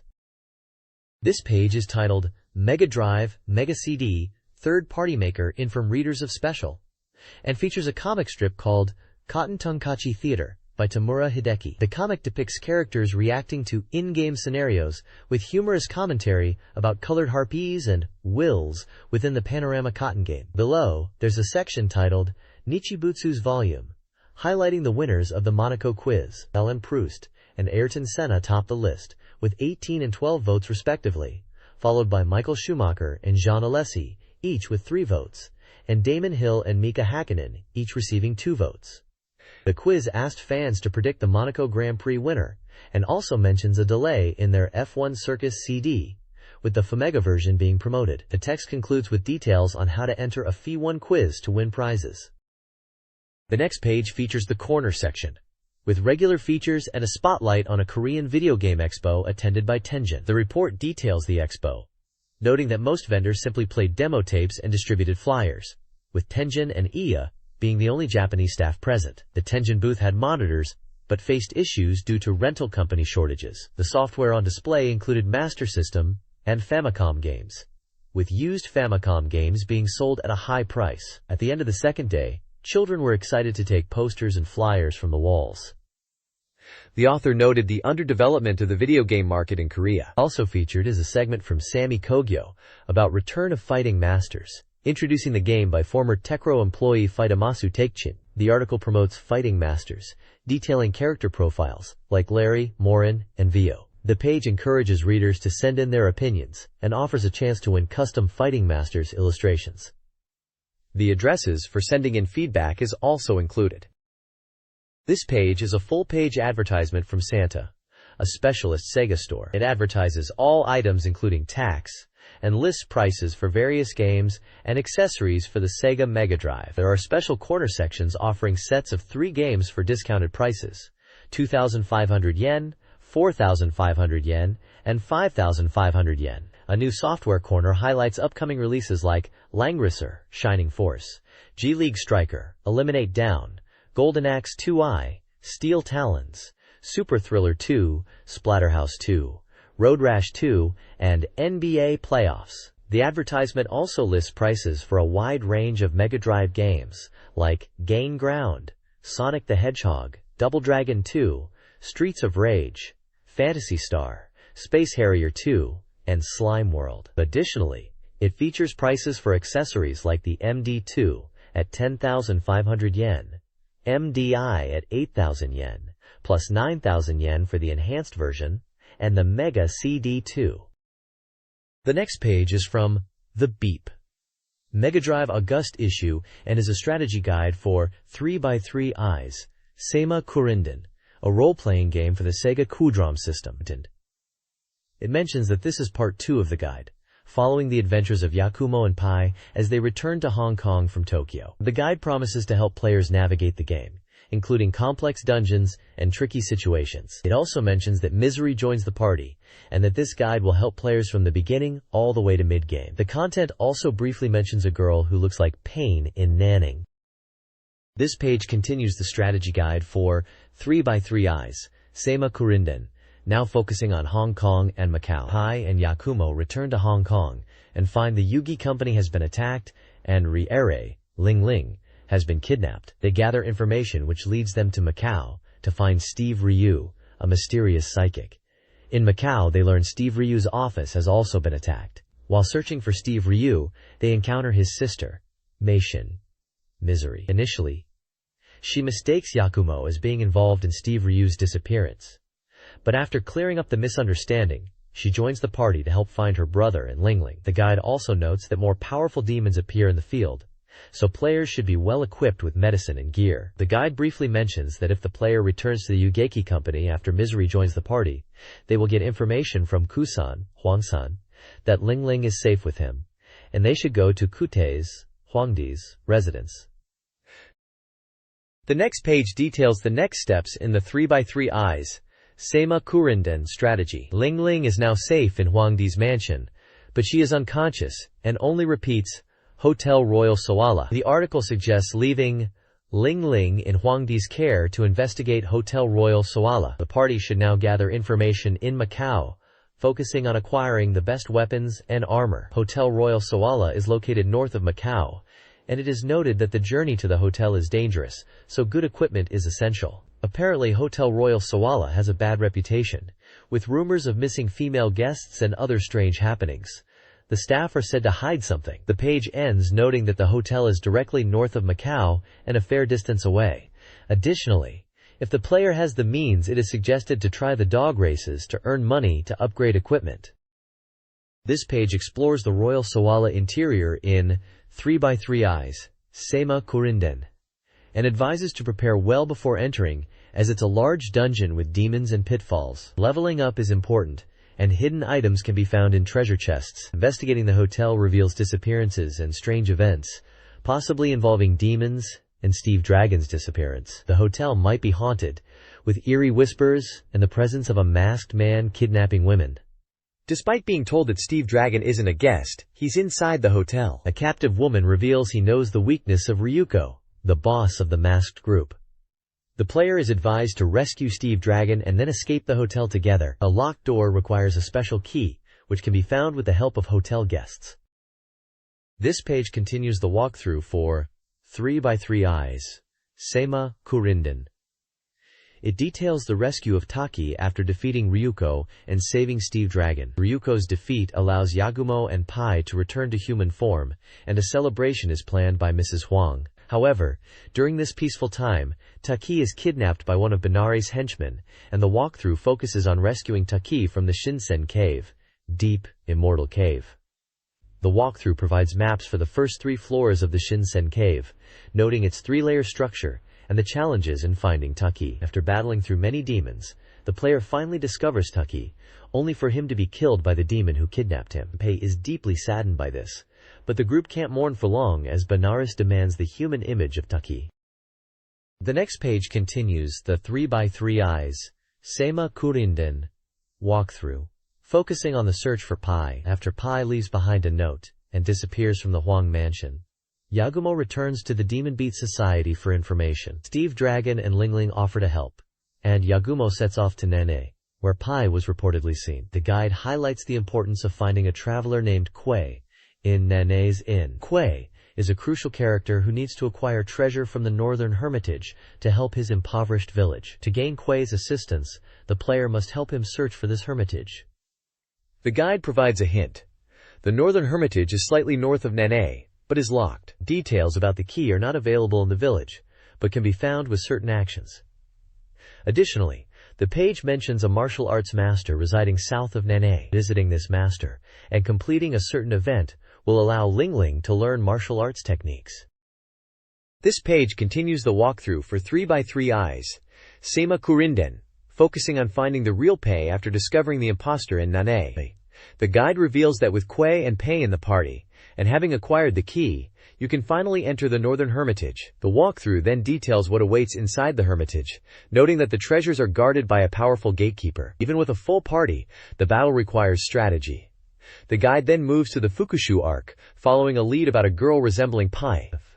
After speaking with Mi Xing, she suggests showing Pai's photo to people in Hong Kong and Kowloon. The guide suggests consulting Madame Huang and visiting Fukushu, where a girl with amnesia may be Pei. A one-point advice section suggests speaking to people in Hong Kong, Kowloon, and Huangdi multiple times, even revisiting the Demon Beat Society for new leads.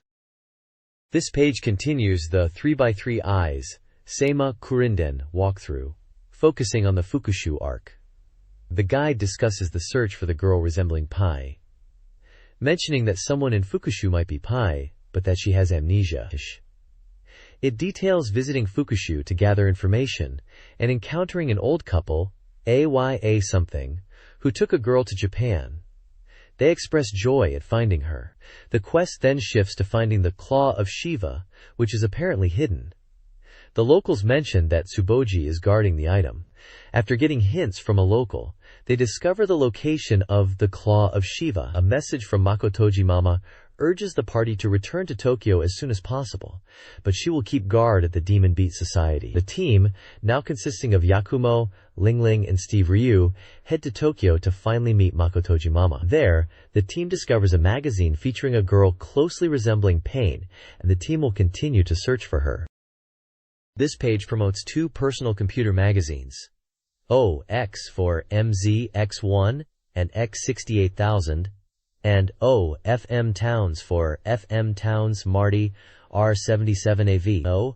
X August edition features an introduction to C programming, the X68000's amateur scene, and a report on the X68000 compact red zone accelerator board. FM Towns, a summer special from 1993, focuses on the mysteries and appeal of Windows 3.1.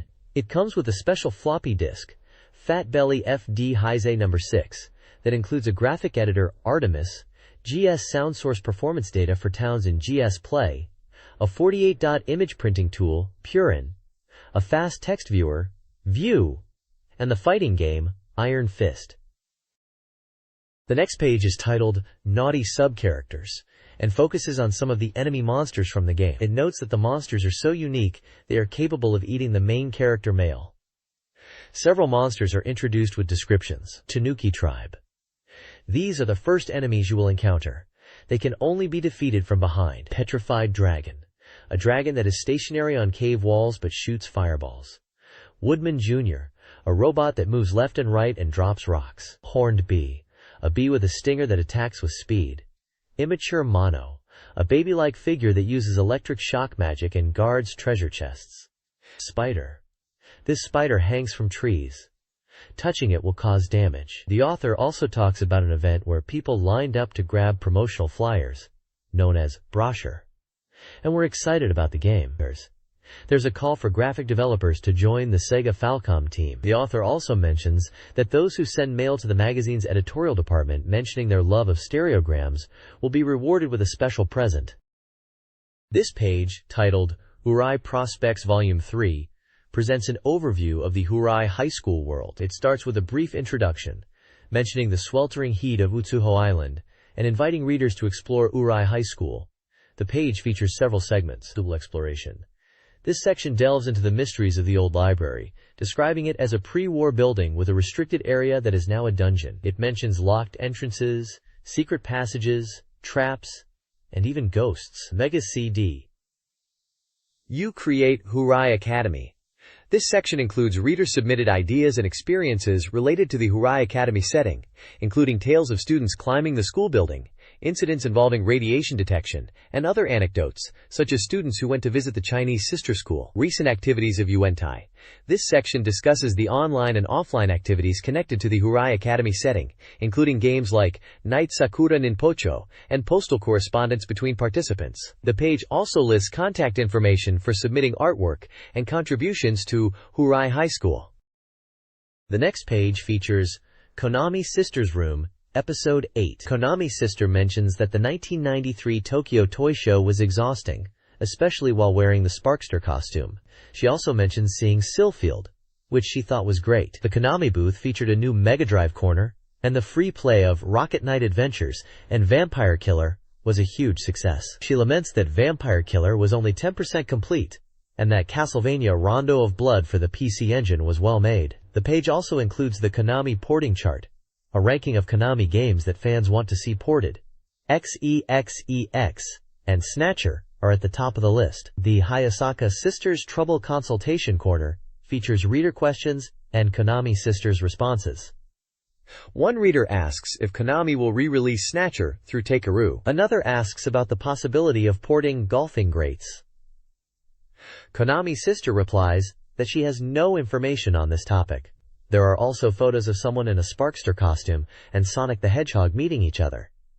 Games mentioned are Rocket Knight Adventures, Vampire Killer, Castlevania, Rondo of Blood, XEXEX, Snatcher, Golfing Greats, Rocket Knight Adventures.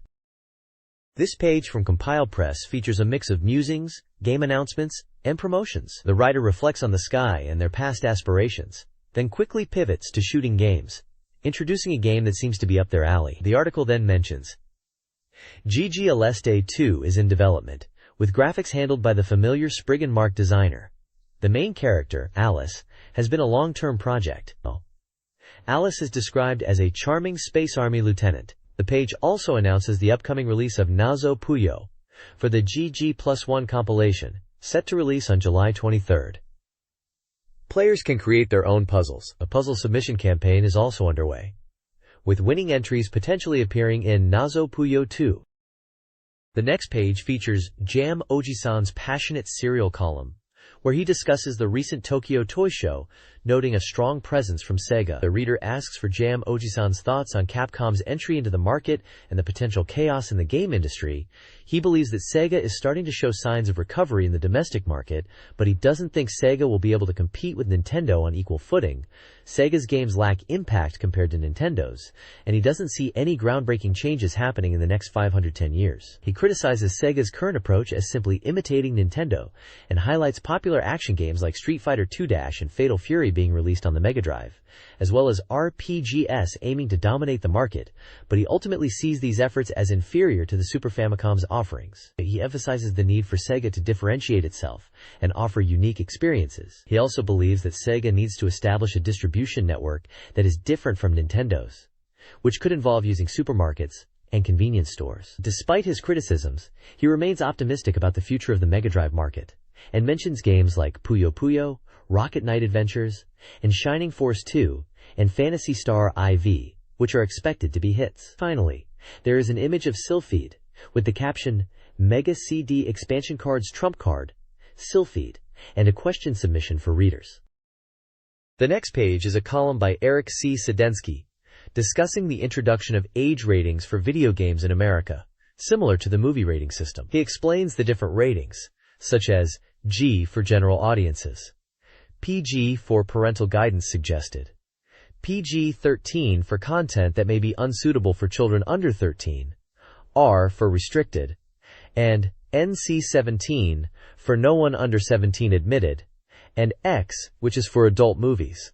He notes that Sega of America is implementing these ratings to address concerns about violence and sexually suggestive content in games. He then mentions the Game Night Trap as one of the reasons for these ratings, due to its scenes of scantily clad women being attacked. He also mentions Splatterhouse and Double Dragon as games being considered for an MA-17 rating. Eric expresses skepticism about the effectiveness of these ratings, given that Japanese television already shows similar content during children's viewing hours, but is curious to see how it will change the gaming landscape. He also mentions that he showed Night Trap to his editors, and said that such a game was made. The next page features a review of the Yellow Magic Orchestra's YMO new album, Technodon, with comments from various reviewers, including manga artist Hiroyuki Ito, Ponta, a DTP creator, and music writers Olex Kuji and G1 Totsuka. Hiroyuki Ito felt the album was, as expected, similar to trendy trance music, but lacked the explosive energy of Yumo's earlier work, preferring the louder Rotterdam techno sound. Ponta noted the strong individual personalities in each song. Olex Kuji felt the individual personalities of the band members overshadowed the typical YMO sound but liked Be a Superman. G1 Totsuka wasn't expecting techno and saw it as a reunion of older band members, appreciating Hideki Hosono's contributions. The page also lists the album's track list. Be a Superman, Nanga Def, Floating Away, Dolphinicity, High Tech Hippies, Etre Merely, Nostalgia, Silence of Time, Waterford, OK, Chance, and Pocketful of Rainbow. There's also a mention of a women's wrestling all-star event on April 2, 1993, at Yokohama Arena, with a video release capturing all the matches and press conference footage. The event was so long it finished at midnight, running for over 6 hours. Some matches that are mentioned are Windoe vs. Cutie Suzuki, and Hokuto vs. Shinobu. This page features an article titled, Multimedia Declaration, 3D Polygon Graphics and CD-ROM Relationship, written by Akagi Nibyaku. It discusses the rise of 3D graphics, particularly polygon graphics, and their compatibility with CD-ROM technology. The article explains two types of 3D graphics, one that aims for realism through ray tracing and simulating light reflection, and another that prioritizes speed, such as in games like Star Fox, Virtua Racing, and Sylphid. The author notes that while realism is good, current processing power can limit speed, leading to simpler, paper theater-style graphics. The relationship between SID-RDROMs and 3D graphics is highlighted. Large-capacity SID-RDROMs are beneficial for storing detailed image data, citing Iron Helix as an example. It also mentions the game Lunicus by Cyberflix, which utilizes polygon graphics for its battle scenes. The author suggests that SID-ROMs can help reduce loading times by storing screen data as polygons. He believes polygon graphic action games will increase due to the ease of production and cost-effectiveness of CREDROMs. Screenshots from Lunicus, Virtua Racing, and Sylpheed are shown. Please provide the text you would like me to summarize. The next page features a new soft schedule for the Sega Game Gear. There's a list of upcoming games with release dates, prices, and genres. Notable titles include Streets of Rage 2, Jurassic Park, GG Alesta 2, and Faceball 2000. Several unreleased titles are also listed, such as Sonic and Tails, Donald Duck 2, Tentative, Aladdin, and Riddick Bowe Boxing, Tentative. The page also includes messages from different software companies. Sega discusses their upcoming 3x3 Eyes game for the Mega CD. Capcom teases Street Fighter 2-Plus for the 24 meg version. Game Arts promotes Sylpheed for the Mega CD. Koei talks about their Romance of the Three Kingdoms CD drama. Other companies like Wolf Team, Cree, Namco, Sunsoft, and Riot share updates on their upcoming projects.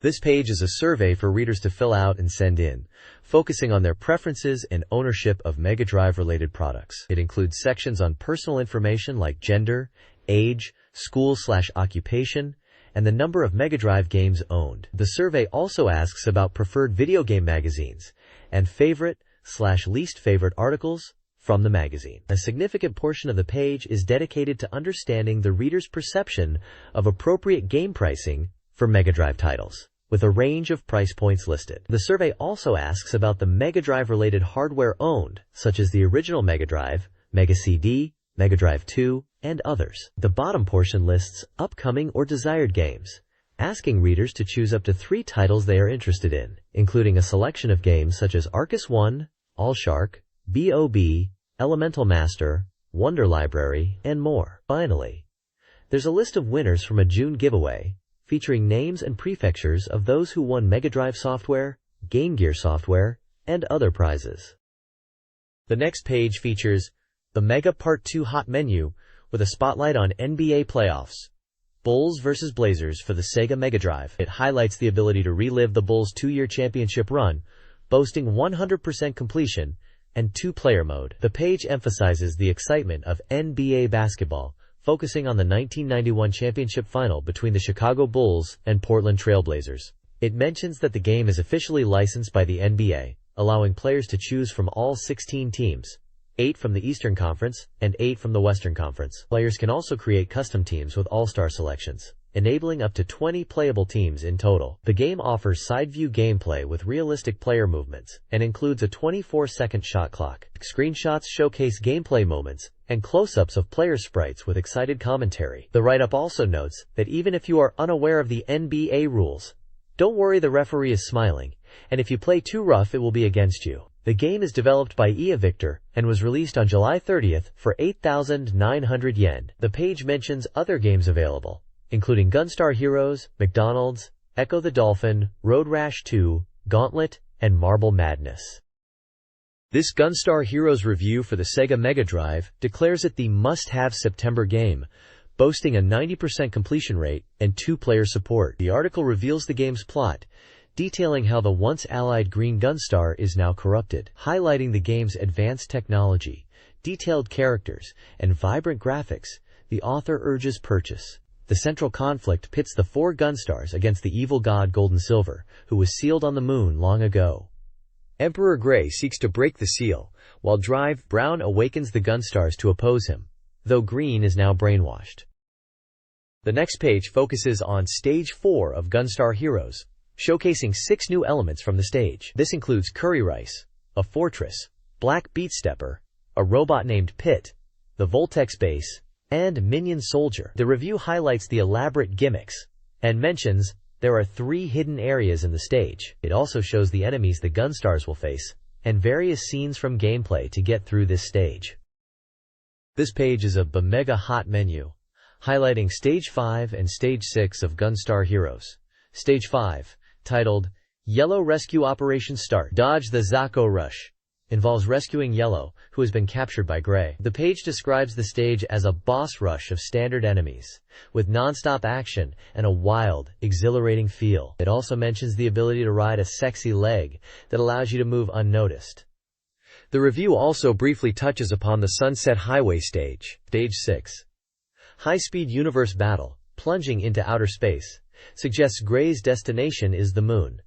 It describes the stage transitioning into a shooting section, as players chase Gray to the moon. It also mentions two-player cooperative play, where one player controls the battlecraft and the other controls the satellite.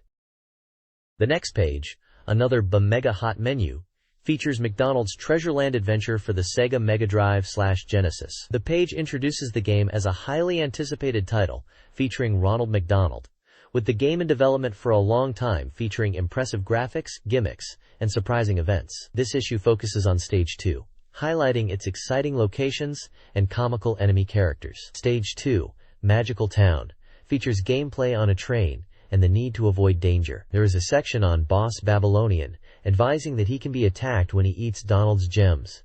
The boss actually pilots a robot in the shape of a rocket.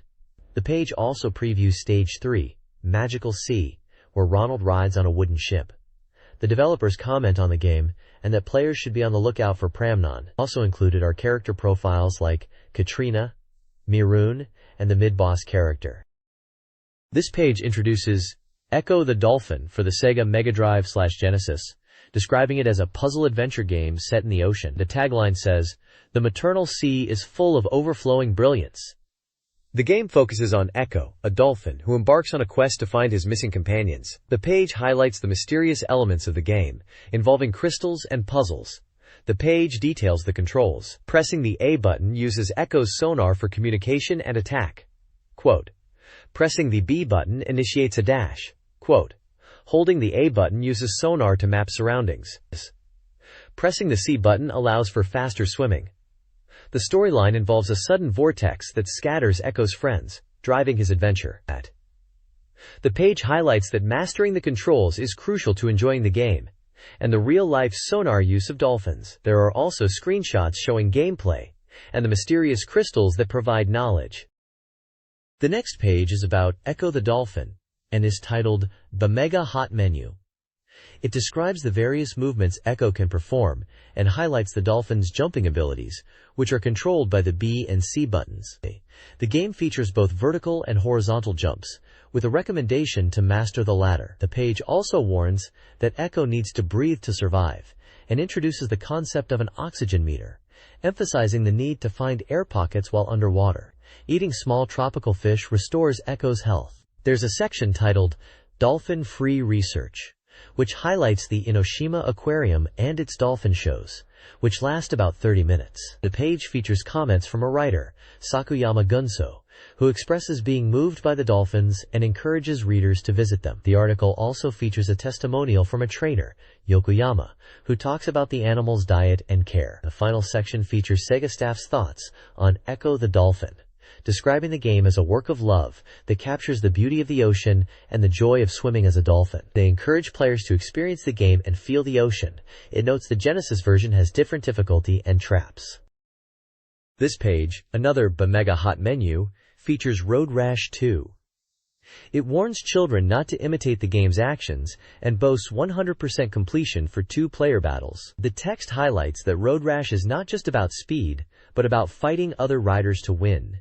It emphasizes that it is a reckless and wild racing game. Key features of the game include everyday brawls, weapon use, and the ability to use nitro on bikes.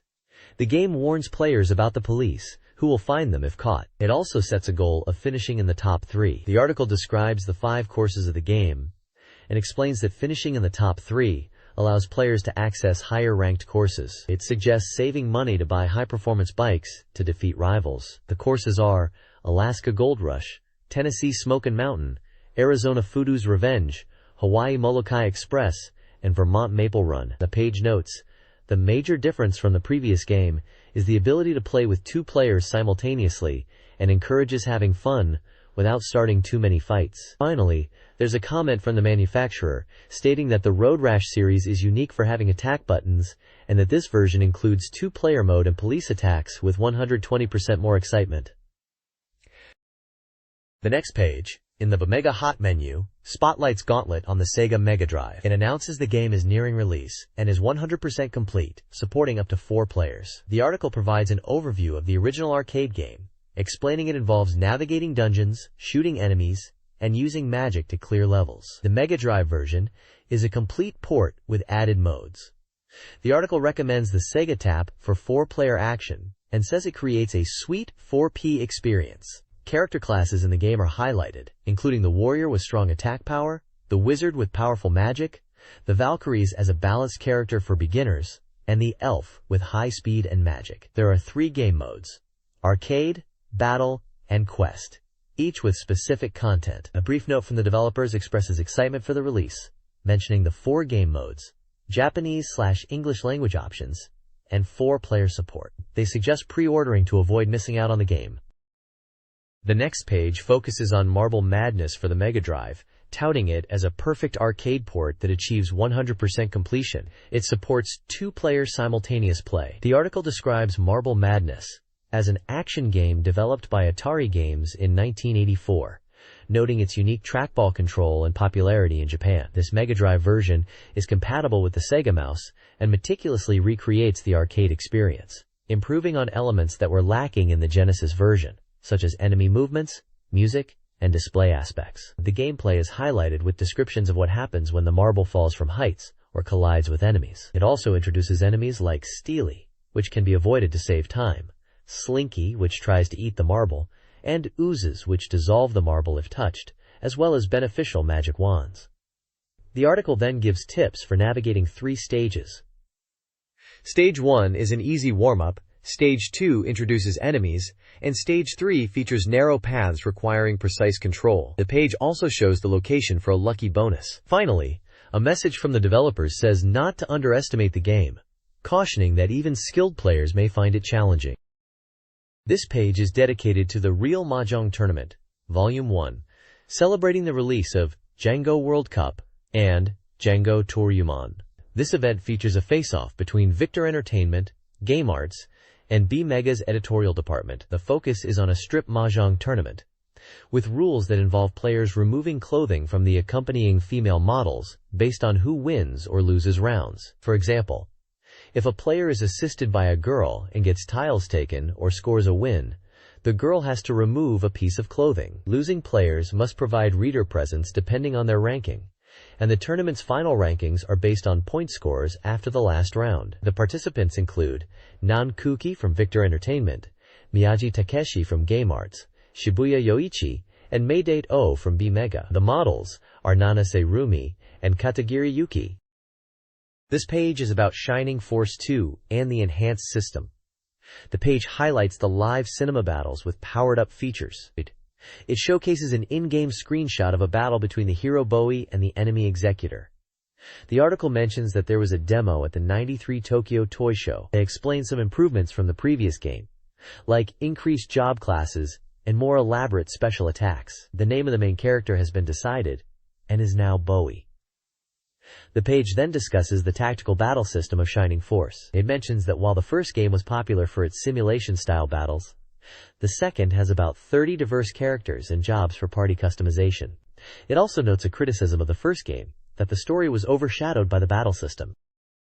The next page delves deeper into Shining Force 2, focusing on its new features and enhancements to the battle system. The article opens by questioning whether the sequel will feature battles in unique locations, like the one-lane bridge from the original game. It mentions a demo showcasing battles in dark caves and across precarious rope bridges. The number of battles is said to be more than double that of the first game, and the enemy forces are primarily demons rather than just standard soldiers. The page introduces a new system where enemies can be encountered while moving around the field. Previously, you could only revisit towns you had already been to.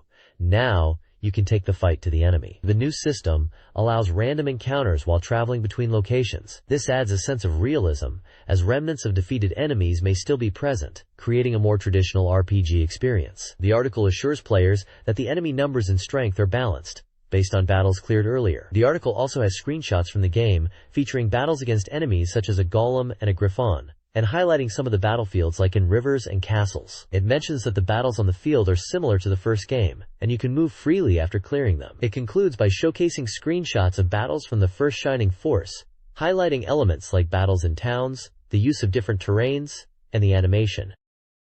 The next page introduces the Caravan, a mobile headquarters in Shining Force 2, replacing the stationary base from the first game. This caravan allows players to carry all party members and provides a place to manage items, with the warehouse feature holding up to 64 items and offering appraisal services. The page suggests the caravan might have originated from an ancient civilization, hinting that a character named Lloyd will be researching and operating the caravan.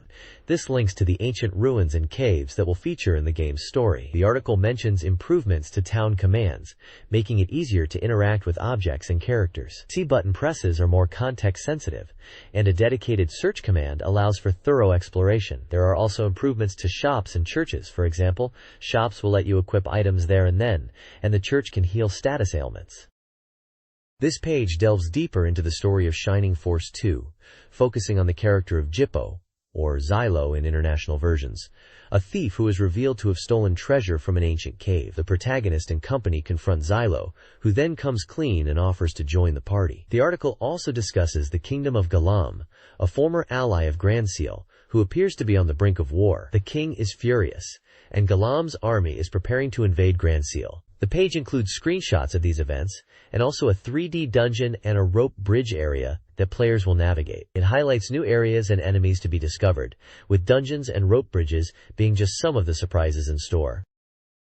The next page is a guide to Shining Force Gaiden 2, covering the story up to Chapter 2. The plot involves the protagonist and company being sent to Elmid, where they battle the forces of IOM disguised as Elmid soldiers. The ruler of Elmid is revealed to be Gordon, an IOM general, and the heroes pursue him through underground caves, where they face more of his machinations. The story then leads to Port Bellio, where the Cyprus army has been captured by IOM. After liberating the port and acquiring a ship, it mysteriously sails off without them, leaving the player stranded. The page also highlights characters like Shio, a Cyprus soldier, Natasha, a magic user, and also the following: Aaron, Angela, Selin, Chester, Clyde, Bill, Graham, and Mayan, all of whom join the player's party along the way.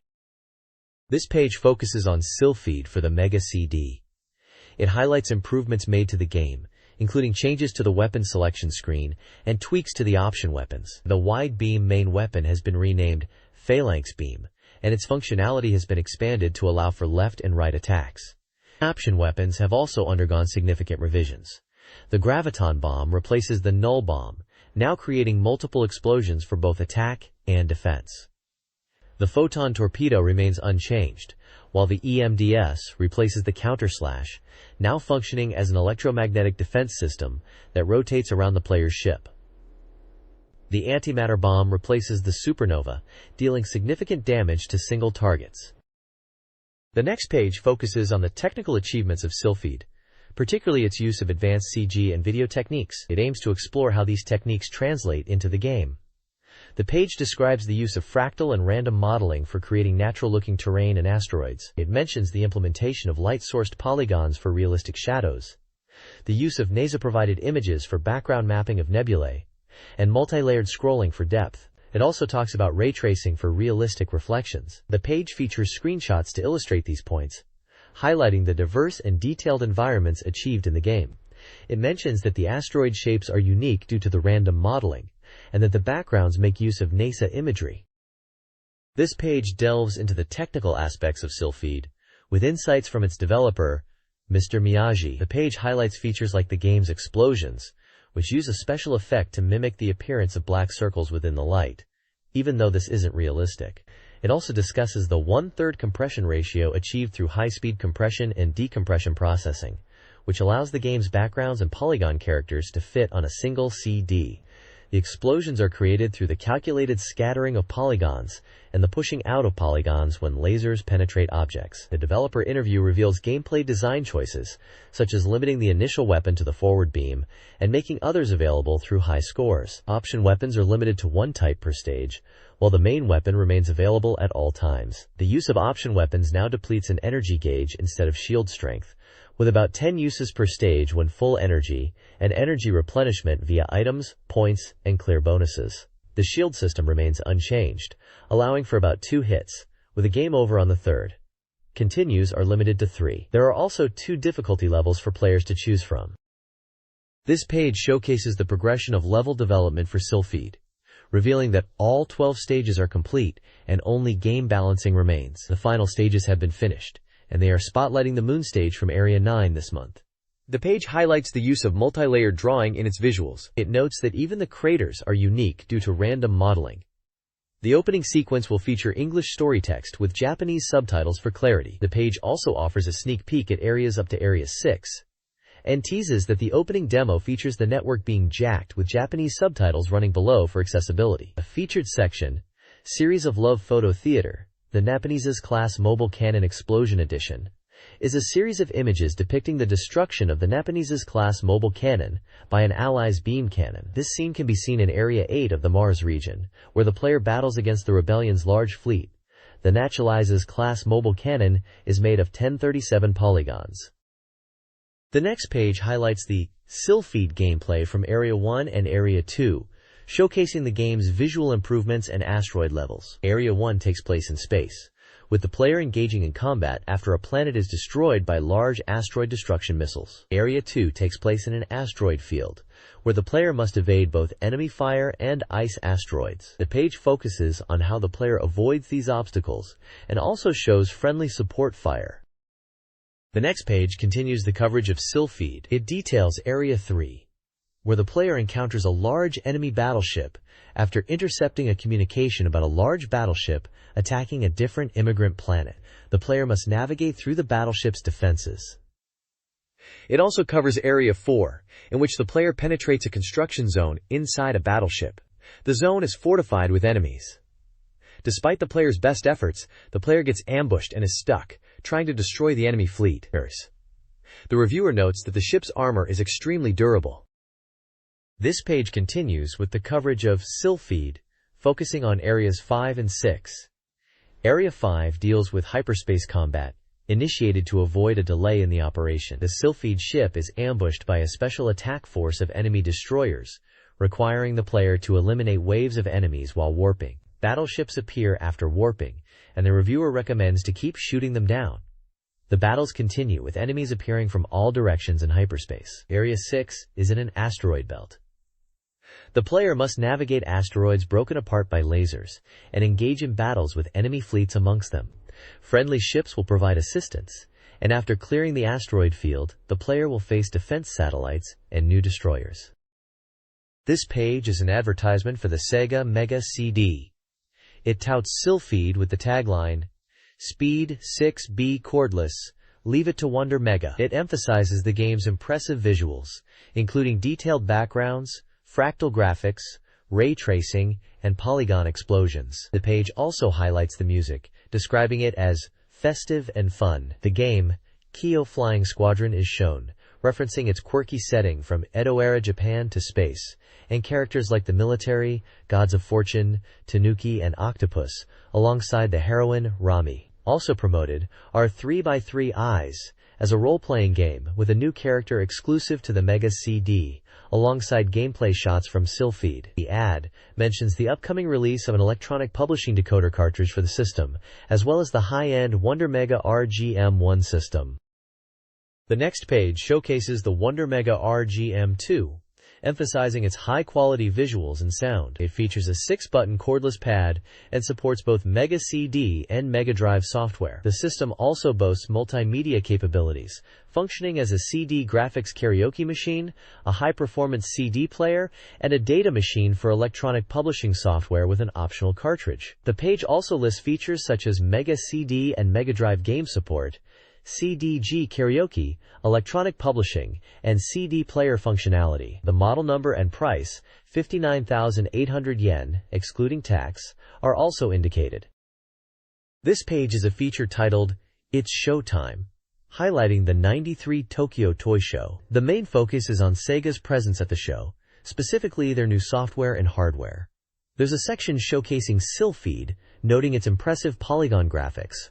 Sega also has a visual display with Sonic CD being promoted, praising its opening animation and sound quality. Other new Sega titles are mentioned, including Streets of Rage 2, Echo the Dolphin, King of the Monsters, Virtua Racing, and Yu Yu Hakusho Gaiden.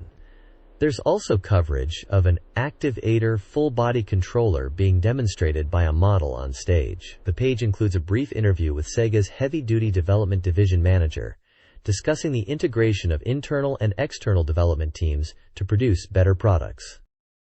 The next page covers the 93 Tokyo Toy Show with a special pickup report. It emphasizes Sega's domestic strategy and performance against Nintendo at the Consumer Electronics Show. There is a spotlight on the Game Gear corner, highlighting the new +1 package and the upcoming two-player Sonic and Tails game.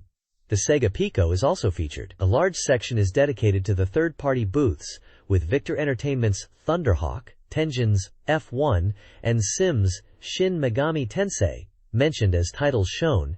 It is noted that the amount of third-party games shown is quite high compared to NEC. Screenshots from Battle Fantasy, Temporary, and the Third World War can be seen. The page includes an interview discussing the importance of timely releases for key titles and reflecting on RPGs. There is a mention of cartridge RPGs expected in the latter half of the year, with Surging Aura being tweaked to improve content. The interviewer discusses moving beyond hardware-specific development and focusing on genres, with the goal of creating new series to follow up on successes like Phantasy Star IV. This page covers the 93 Tokyo Toy Show, highlighting the Konami and Capcom booths. Konami showcased titles like Rocket Knight Adventures, Vampire Killers, and Lethal Enforcers. Their booth featured a Sparkster mascot interacting with visitors. Capcom's booth was popular due to the presence of Super Street Fighter II Turbo and Super Street Fighter II, the new challengers, with tournaments and appearances by F3000 Capcom teams. Hisashi Wada, a version of Super Street Fighter II, the new challengers, with only Ryu and Ken selectable, was available to play. Other booths showcased included Epoch, Namco, Bandai, and NEC, with titles such as Epoch's Toys, Namco's SFC soccer games, Bandai's portable SFC prototypes, and the NEC booth promoted Super Street Fighter II, the new challengers. The next page continues coverage of the 93 Tokyo Toy Show, focusing on the appeal of idols and booth companions. The Sega booth featured a performance by the idol group Puff, singing All Shark, alongside mini-concerts and game tournaments. The models featured in the Nichibutsu, Taito, Capcom, Konami, and NEC booths. The page includes an interview with the developers about upcoming Credraw multimedia games, mentioning titles like Night Trap and Shark Attack. And Sega is working on Jurassic Park, and Virgin is working with Disney on Aladdin. The titles released at CES are planned for release in Japan. This page is from a Japanese magazine covering the 1993 International Summer Consumer Electronics Show, or Summer CES, in Chicago. The page highlights the Genesis/Mega Drive presence at the show, particularly Sega's booth, which was located next to Nintendo's. Sega and Nintendo are positioned as rivals, vying for the 16-bit market share in the U.S. Sega of America is leading with 58% compared to Super Nintendo's 42%. The article focuses on the unveiling of Sonic's Spinball for the Genesis, describing it as an action game where Sonic and Tails navigate pinball-like stages, battling Drive Eggman. It notes the U.S. release is planned for November at $49.99. There was also a Sonic arcade game on display, a quarter-view game controlled with a trackball, featuring Japanese messages. The page shows a large Sonic statue at the Sega booth, and mentions the unveiling of new products on a large screen. It also mentions the development of Sonic animation and movies in the U.S. The interview talks about enhancing the lineup of games, including Shining Force Gaiden 2. Sega is also working on RPGs, puzzles, sports, and character games, with a focus on titles unique to Japan. Sega is in discussion with third-party developers, including companies like Konami and Capcom, to develop more Genesis titles. The next page focuses on new Sega CD titles and cartridge games presented at the Summer CES show. Noteworthy Sega CD titles include Jurassic Park, an adventure game based on the Spielberg movie with captured images, CG animation, and dinosaur explanations from Dr. Becker. Also Rebel Assault, Star Wars, a shooting game, and Echo the Dolphin, and Spider-Man vs. Kingpin. For cartridge games, unreleased Japanese titles are highlighted, including a cartridge version of Jurassic Park, a side-scrolling action game, Disney's Aladdin, and Young Indiana Jones. Sports games under the Sega Sports brand are also noted, along with Toe Jam and Earl 2. The comments suggest that there is a difference in momentum between the American and Japanese markets. The interviewer and interviewee discuss the American game development scene, including the big movie titles being adapted into games. So YA's policy is to make games of big movies such as Jurassic Park and Aladdin, with high-quality Disney animation used in Aladdin. Screenshots include Stellar Fire for IBM PC, a title for Sega CD, and NFL Football starring Joe Montana 94, and NBA Action hosted by Marv Albert for the Mega Drive. The Summer CES show featured a strong Sega presence, with a booth showcasing Genesis and Sega CD software, including the Activator and As One, and a popular Sega VR corner. Third-party developers like Konami, Namco, and Capcom also had booths, highlighting titles like Konami's Lethal Enforcers. Sega's Genesis was noted as having greater software variety than the Super NES. The show also showcased upcoming titles for the latter half of the year, including RPGs like Shining Force 2 and Phantasy Star IV, Mega Drive action games, and Game Gear titles like Sonic and Tails. Several other games were also announced, such as Sonic the Hedgehog 3 and Virtua Racing. This page is an advertisement for Igawa Takuya Super League CD for the Mega CD. The game is supervised by former Yomiuri Giants pitcher Igawa Takuya. The game features enhanced player development through a baseball school mode, allowing you to improve skills like hitting power and technique. It also features 8 players simultaneous play using a multi-tap. There are several game modes to play, including Exhibition, Pennant Race, and Home Run Derby. The page includes screenshots of gameplay and player stats, as well as Igawa's advice. The next page is a preview of Sonic the Hedgehog CD for the Mega CD. The text highlights that the game was generating buzz at a recent toy show and reveals the presence of formidable enemies and exciting levels. The story centers on Dr. Eggman's scheme to exploit the Planet of Miracles by capturing the Time Stones to control time. Sonic must thwart Eggman's ambitions and rescue the planet. The page features screenshots from the game, including one of a boss battle against Eggman and a look at the game's title screen. The introduction of Metal Sonic is featured, with details on the robot's specifications and capabilities, including his speed and acceleration. It describes that Metal Sonic was secretly developed to counter Sonic. Metal Sonic possesses similar base speed, but can achieve 4 times the acceleration with an energy overload, albeit with the risk of self-destruction. He has triple CPU with AI that lets him think logically and pursue Sonic.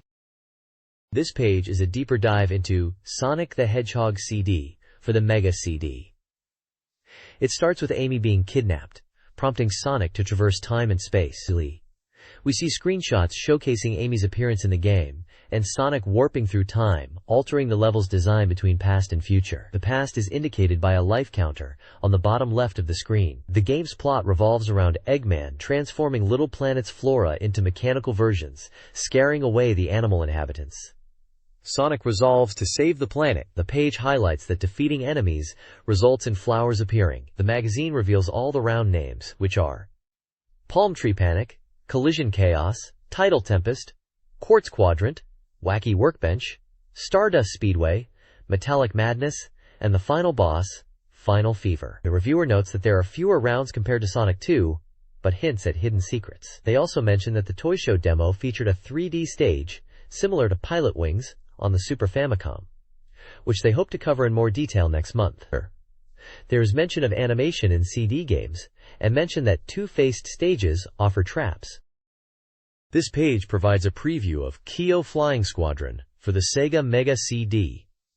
The game, set in the Kyo era, involves a quest to recover a stolen key. The plot revolves around Drive Pawn, a tanuki, and the 7 lucky gods stealing a treasure, which leads bunny girl Ranma to retrieve it, riding her trusty sidekick, Pochi. The review highlights the game's strengths.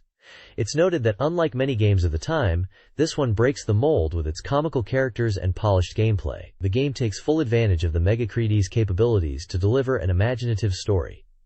The page features screenshots from different stages. These include battling enemies while on a quest to reclaim a treasure, navigating the Sumida River toward Edo Castle, and confronting boss characters like the Karakuri doll, a giant octopus, and the Oxcart Cannon Daikokuten. The review offers advice for dealing with each of these encounters, such as targeting the cannon on the oxcart and the front of the sea monster.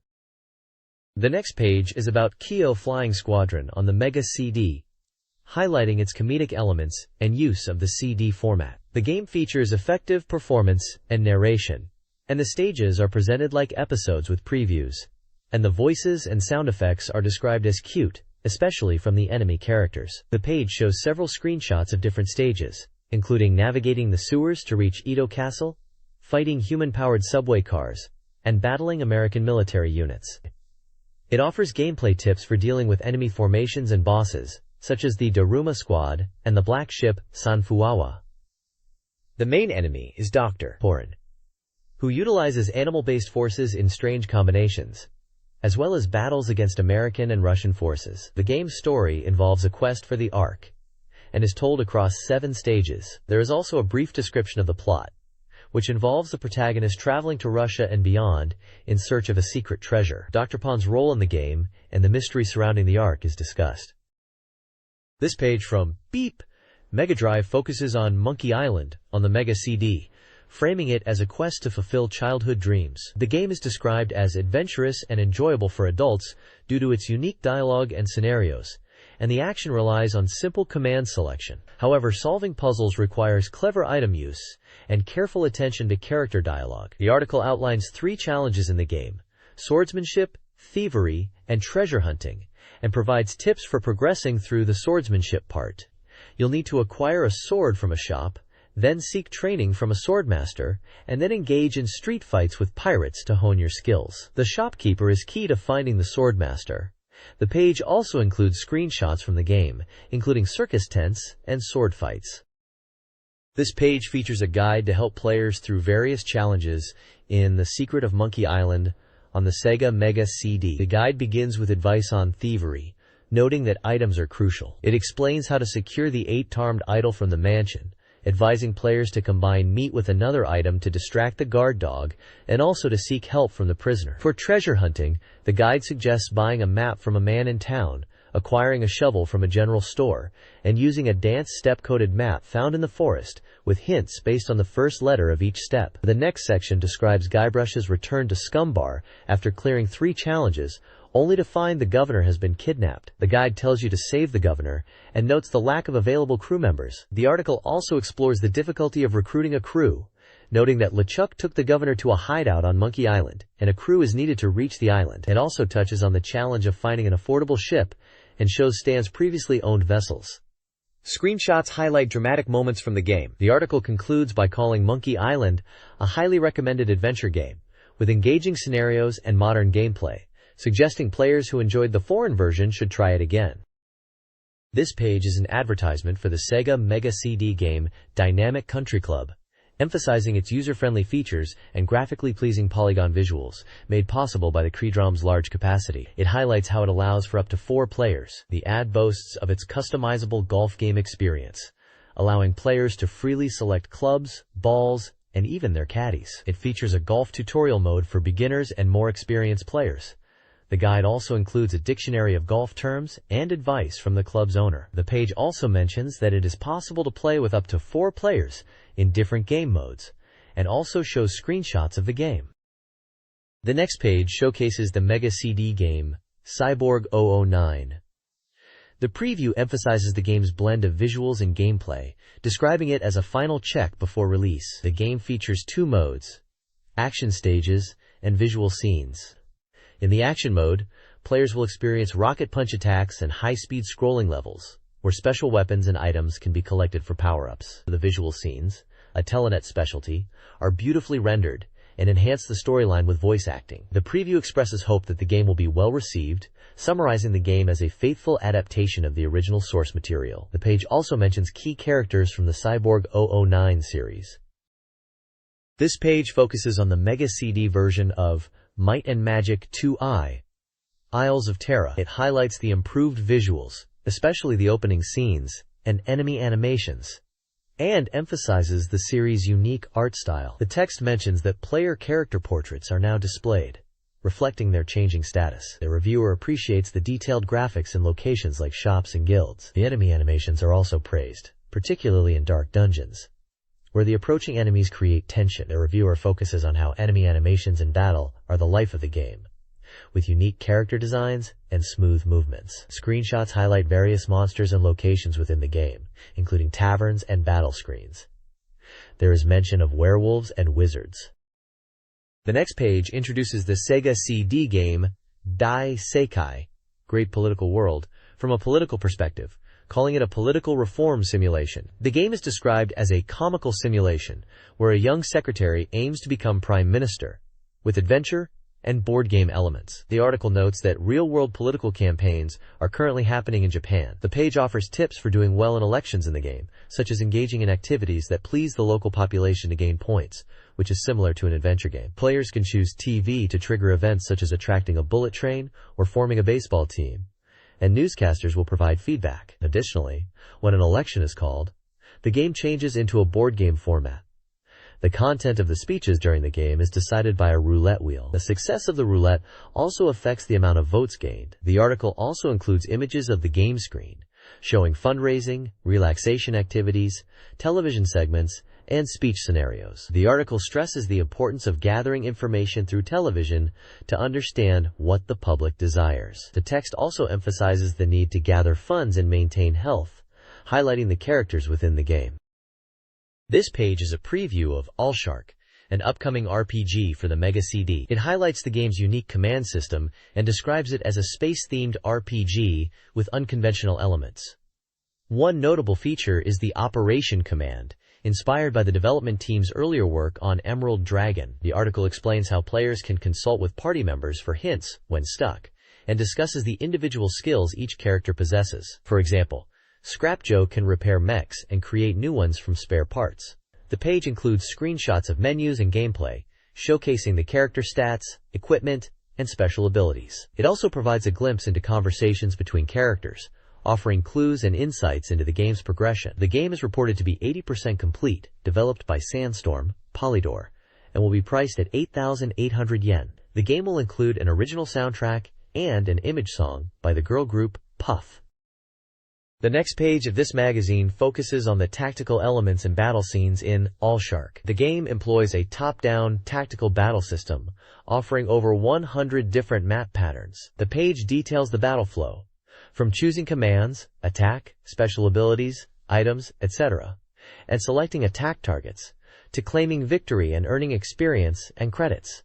The article also features the main characters acquiring the spacecraft Atreya, which allows them to explore space. The game also includes shooting stages and a cockpit, where the crew performs various tasks, such as communication. Players can access a galaxy map and engage in shooting-style battles. The game also features character leveling and stat boosts. This page is an article about the Mega CD version of ARCS I, 2, and 2i, highlighting the graphical updates made for the release. The article emphasizes that the graphics have been significantly improved throughout the game, including backgrounds in moving scenes and dungeons. While subtle, adjustments have been made to existing visuals. The character art for villagers has been completely redone, and the battle scenes have also seen changes, with enemy animations being cut to improve the game's pace. Screenshots compare the before and after graphics for backgrounds and character portraits. The next page of Beep MegaDrive magazine is an article covering the story of Arcus II on the Mega CD. It focuses on the journey through the Zeld Desert and Plartneel Sanctuary, asking if the spirits will appear in this desperate era. The article introduces an enigmatic old man in the desert, who asks you to defeat the sandworms disturbing his home. There is a sandworm boss battle shown. After defeating the sandworm, the spirit appears. The old man transforms into a spirit, granting a staff with magical power, leading to the next location, the Coriandol ice field. The goal shifts to rescuing a saint trapped within the Plartneel sanctuary, where Freezewolf guards the entrance. Defeating Freezewolf releases the water spirit, Vindine, who then guides the party towards the Valley of Wind. This page is an overview of the game Varia, Armored Attack for the Mega CD. The page boasts about the impressive multi-layered scrolling and sound. It mentions the decline of the shooting game genre, especially side-scrollers, but claims that Varia is a high-quality release. The author mentions that Varia is more than just a demo with good graphics, and it delivers on gameplay. The page highlights that the player's ship can transform into a robot and use 4 different weapon types. Weapons can be upgraded by collecting item units of the same type. Collecting a level-up unit after maxing out a weapon transforms the ship into a gunner mode robot, which speeds up power charging. It describes the 4 weapon types available to use, the yellow Thundercracker being a basic, all-around weapon, good for beginners. The green Burning Wave is a long-range laser effective for focused attacks, but unable to hit enemies behind. The blue Satellite Bomb explodes for high damage in small spaces, and the red Chase Cannon fires homing missiles. Finally, it notes that the player can freely adjust their ship's speed in 4 stages, and that the ship's backfire during speed changes can damage enemies. The story is set in 2192, where the independent state, Zeus, on the Saturn moon Olympus, rebels against the Earth government, prompting the launch of the Varia. The next page introduces the first 3 stages of Varia, Armored Attack, on the Mega CD. Stage 1, Ganymede, begins with the ship launching from the Ganymede base to intercept the invading Zeus forces. The author recommends powering up and transforming into gunner mode early, and suggests using the Thundercracker weapon, which can also fire backwards. There are enemies in the sky and turrets on the ground, as well as waterfalls where enemies can drop from, and a boss that requires some patience to defeat. Stage 2, Gravity Pagoda, involves navigating a tower, avoiding crashes due to high speed. It warns against using gunner mode due to its increased size and difficulty in dodging. The tower features dead ends with large weapons, enemies attacking from behind, and numerous robots. Stage 3, Zeus Fleet, is a surprise attack on the Zeus fleet in Jupiter's satellite orbit. It emphasizes the need for careful progress due to being a solo mission. The author recommends using satellite bombs and burning waves, and stresses the importance of upgrading weapons. The stage involves infiltrating a battleship and destroying the giant geogunner Joker. The author notes that the level is filled with battleships and recommends not moving vertically too much, and that the burning wave is effective when charged. This page features 2 games, Django World Cup and F1 Circus CD. Django World Cup is a mahjong game for the Mega CD focusing on data and competition. It features a World Cup mode with 88 characters having different playstyles.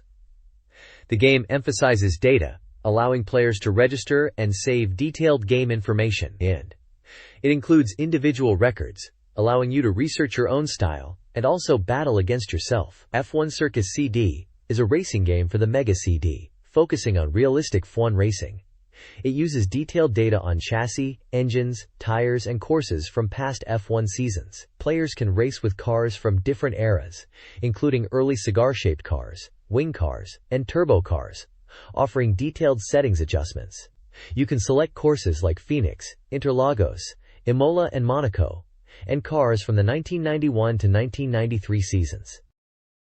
The next page introduces Popple's Mail, an action RPG by Sega Falcom slated for release on the Mega CD this autumn. The game's opening sequence, previously shown at a toy show, is highlighted with an emphasis on the smooth animation. The development is ongoing, with voice recording and visual integration underway. The plot centers around Mail, who dreams of striking it rich and targets a 50,000 gold bounty on Natsucracker. Mail confronts Natsucracker, who unleashes his marionette corps.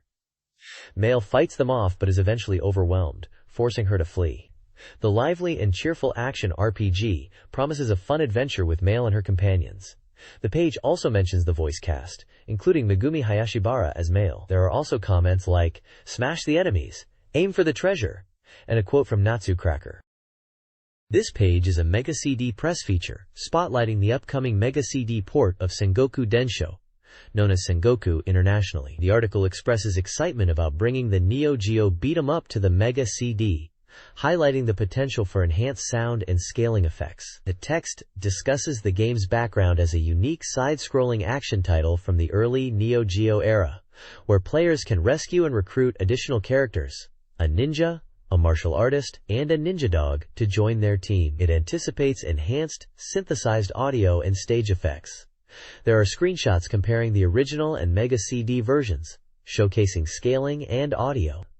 Additionally, the page briefly mentions other upcoming Mega CD titles, such as Shin Megami Tensei and Lodos Island War, teasing more software releases. It also notes the reprinting of Cage Shadow City, which was quickly sold out after its May 28th release. There is also a preview of Micron's Battle Phantasy, a versus fighter. There are also game characters such as Masamune, Empusa, Vincent, Tsukikage, Mictlan, G. Gothev, Loki, and Shisan-mei. Finally, the page includes a preview of Sega's 6B-compatible fighting game, Burning Fist, currently 20% complete, and showcases the Third World War, with clean captured footage. The next page is an advertisement for the Sega Game Gear and several games. It highlights the system's portability and color screen, mentioning specifications such as the CPU, RAM, and LCD display. The date, August 8, 1993, is shown. Featured games include Nazo Puyo, Jurassic Park, GG Bare Knuckle 2, Streets of Rage 2, Faceball 2000, Madu Monogatari E, also known as Sorcery Saga Y, Scratch Golf, GG Aleste 2, and Riddick Bow Boxing.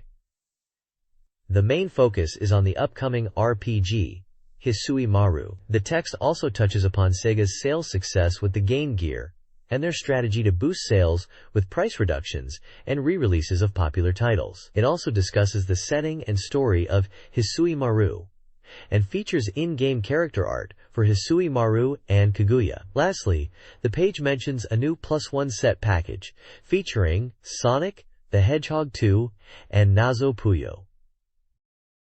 The next page features two Sega Game Gear titles, Jurassic Park and Streets of Rage 2, GG Bare Knuckle 2. Jurassic Park is described as a high-quality conversion that makes good use of the Game Gear's graphical capabilities. The game boasts large 4 megabit room size, impressive graphics, and 5 stages. Gameplay includes shooting, action, and visual elements. The article highlights a Triceratops stage as being easy, while a Pteranodon stage requiring skillful use of weapons.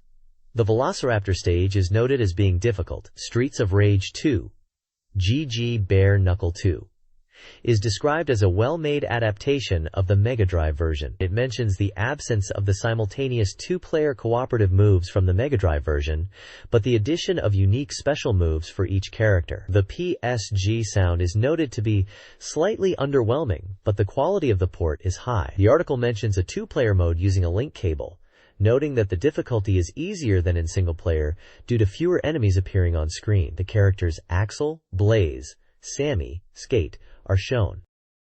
This page introduces 5 upcoming games for the Sega Game Gear. First up is Faceball 2000, a port of the Atari Street action game Midamaze, with 2-player battles in 3D mazes using a cable link. Next is Madu Monogatari 2, 3tsu no Madu Q, a 3D RPG series known for its accessible gameplay and sampling voices. Scratch Golf, provisional title, is a golf game with tournament modes that utilize a link cable, offering 3 courses. GG Aleste 2 is described as a fast-paced shooting game from Compile, the developers of the Aleste series, featuring intense explosion scenes. Finally, Riddick Bow Boxing is a boxing game from Micronet, where players can challenge the world heavyweight champion, Riddick Bowe. The page also has a G.G hotline section, featuring Yuko Takahashi, the image girl for G.G, highlighting a new CM. The next page is a feature on Slap Fight for the Mega Drive, diving into some of its lesser-known aspects and secrets. The first question from a reader asks about the finer details carried over from the arcade version, and the response confirms that after being hit by an enemy immediately after starting a game, your second ship becomes fully equipped with wings and homing missiles. Other secrets are explored in standard and special modes. Another reader asks about the shift to English messages on the title screen of Puyo Puyo. The response suggests it could be due to a random glitch or connection issue. It also mentions that the Game Gear version of Puyo Puyo Kart includes English messages for overseas releases, which could be a hidden feature. Tips and tricks include a helper plane appearing when 25 power-up stars are collected. Also detailed is warping to different areas by avoiding shooting enemies, plus bonus points for specific areas. Invader appearances. Also, the page details what happens with the laser weapon, panels appearing when using homing missiles, and tricks for getting extra stars or an additional 10,000 points. Finally, there is a call for readers to send in their rescue signals regarding MD and GG games, along with the address for submissions. Quote, "This Mega Drive Game Secrets page features tricks for various titles. James Pond 2's 5-item collection, Cake, Hammer, Globe, Apple, Faucet, grants 5 minutes of invincibility, allowing access to locked doors. Slapfight's Secret unlocks option mode, controller settings, and tow plan mode. Eggdranzer's Secret unlocks easy mode and level skipping via a specific button sequence. Ayrton Senna's Super Monaco GP2's secret involves entering "Hang On" as your name, resetting, and selecting a specific transmission to transform your car into a bike. The page encourages reader submissions of further game secrets. The next page features an article about the Neo Geo game Samurai Showdown. The author notes that the game is similar to other fighters on the Neo Geo and highlights the weapon-based combat. The article mentions that weapons can be damaged, leading to bare-handed fighting. It also notes that the game features elements such as attack power boosts and health recovery items. Screenshots of Kyoshiro, Ukyo, Charlotte, and Galford are also shown. Galford's dog Papii can also be used in attacks. The gameplay controls are also explained. There's also a brief mention of an upcoming Fatal Fury 2 anime TV special, advising viewers to check local listings for broadcast times. Finally, the page features a recommendation for a mahjong game on the Neo Geo called Mahjong Kyoritsuden Nishi Nihon Hen. This page is a Reader's Prize giveaway from the August 1993 issue of BeepMD magazine. Readers can win various prizes, including their choice of Mega Drive or Game Gear software. 30 readers can win their choice of Mega Drive game, and 5 readers can win their choice of Gear game, released by the end of July 1993. Other prizes include a Mega SO1MD1 terminal unit for 5 lucky readers. 10 readers can win the Kyo Flying Squadron trial version with a poster, and 3 readers can win Jeff United goods. Also, 3 readers can also win a copy of Bakusho Greek Mythology, a comedy book. The page also includes a staff list and an information section discussing the Tokyo Toy Show and CES coverage, with a focus on the popularity of the Genesis, Mega Drive, in America. Finally, there's a question telephone number for reader inquiries. The next page features a promotion for 2 games, MiG-29 Fulcrum and Gauntlet, estimating a September 1993 release date with prices yet to be determined. MiG-29 Fulcrum is presented with cockpit and in-game screenshots, praised for its realistic representation of the fighter jet. Gauntlet showcases both its quest and battle modes, with reviewers highlighting the clever design of the quest mode and the potential for intense competition in the battle mode. This page promotes Marble Madness for the Mega Drive. The game, described as Marble Competition by Atari Games, is scheduled for release on August 13, 1993, and will cost 6,800 yen, excluding tax. A reviewer praises the beautiful backgrounds. There are 2 screenshots showcasing the gameplay. This page is an advertisement for Echo the Dolphin on the Sega Mega Drive. The advertisement praises the game's realistic depiction of marine life and environments. Echo the Dolphin will be released on July 30th for 6,800 yen. A copy of the Mega Drive 2 console is also promoted. The Mega Drive 2 is more compact and features 16-bit processing, and is on sale for 12,800 yen.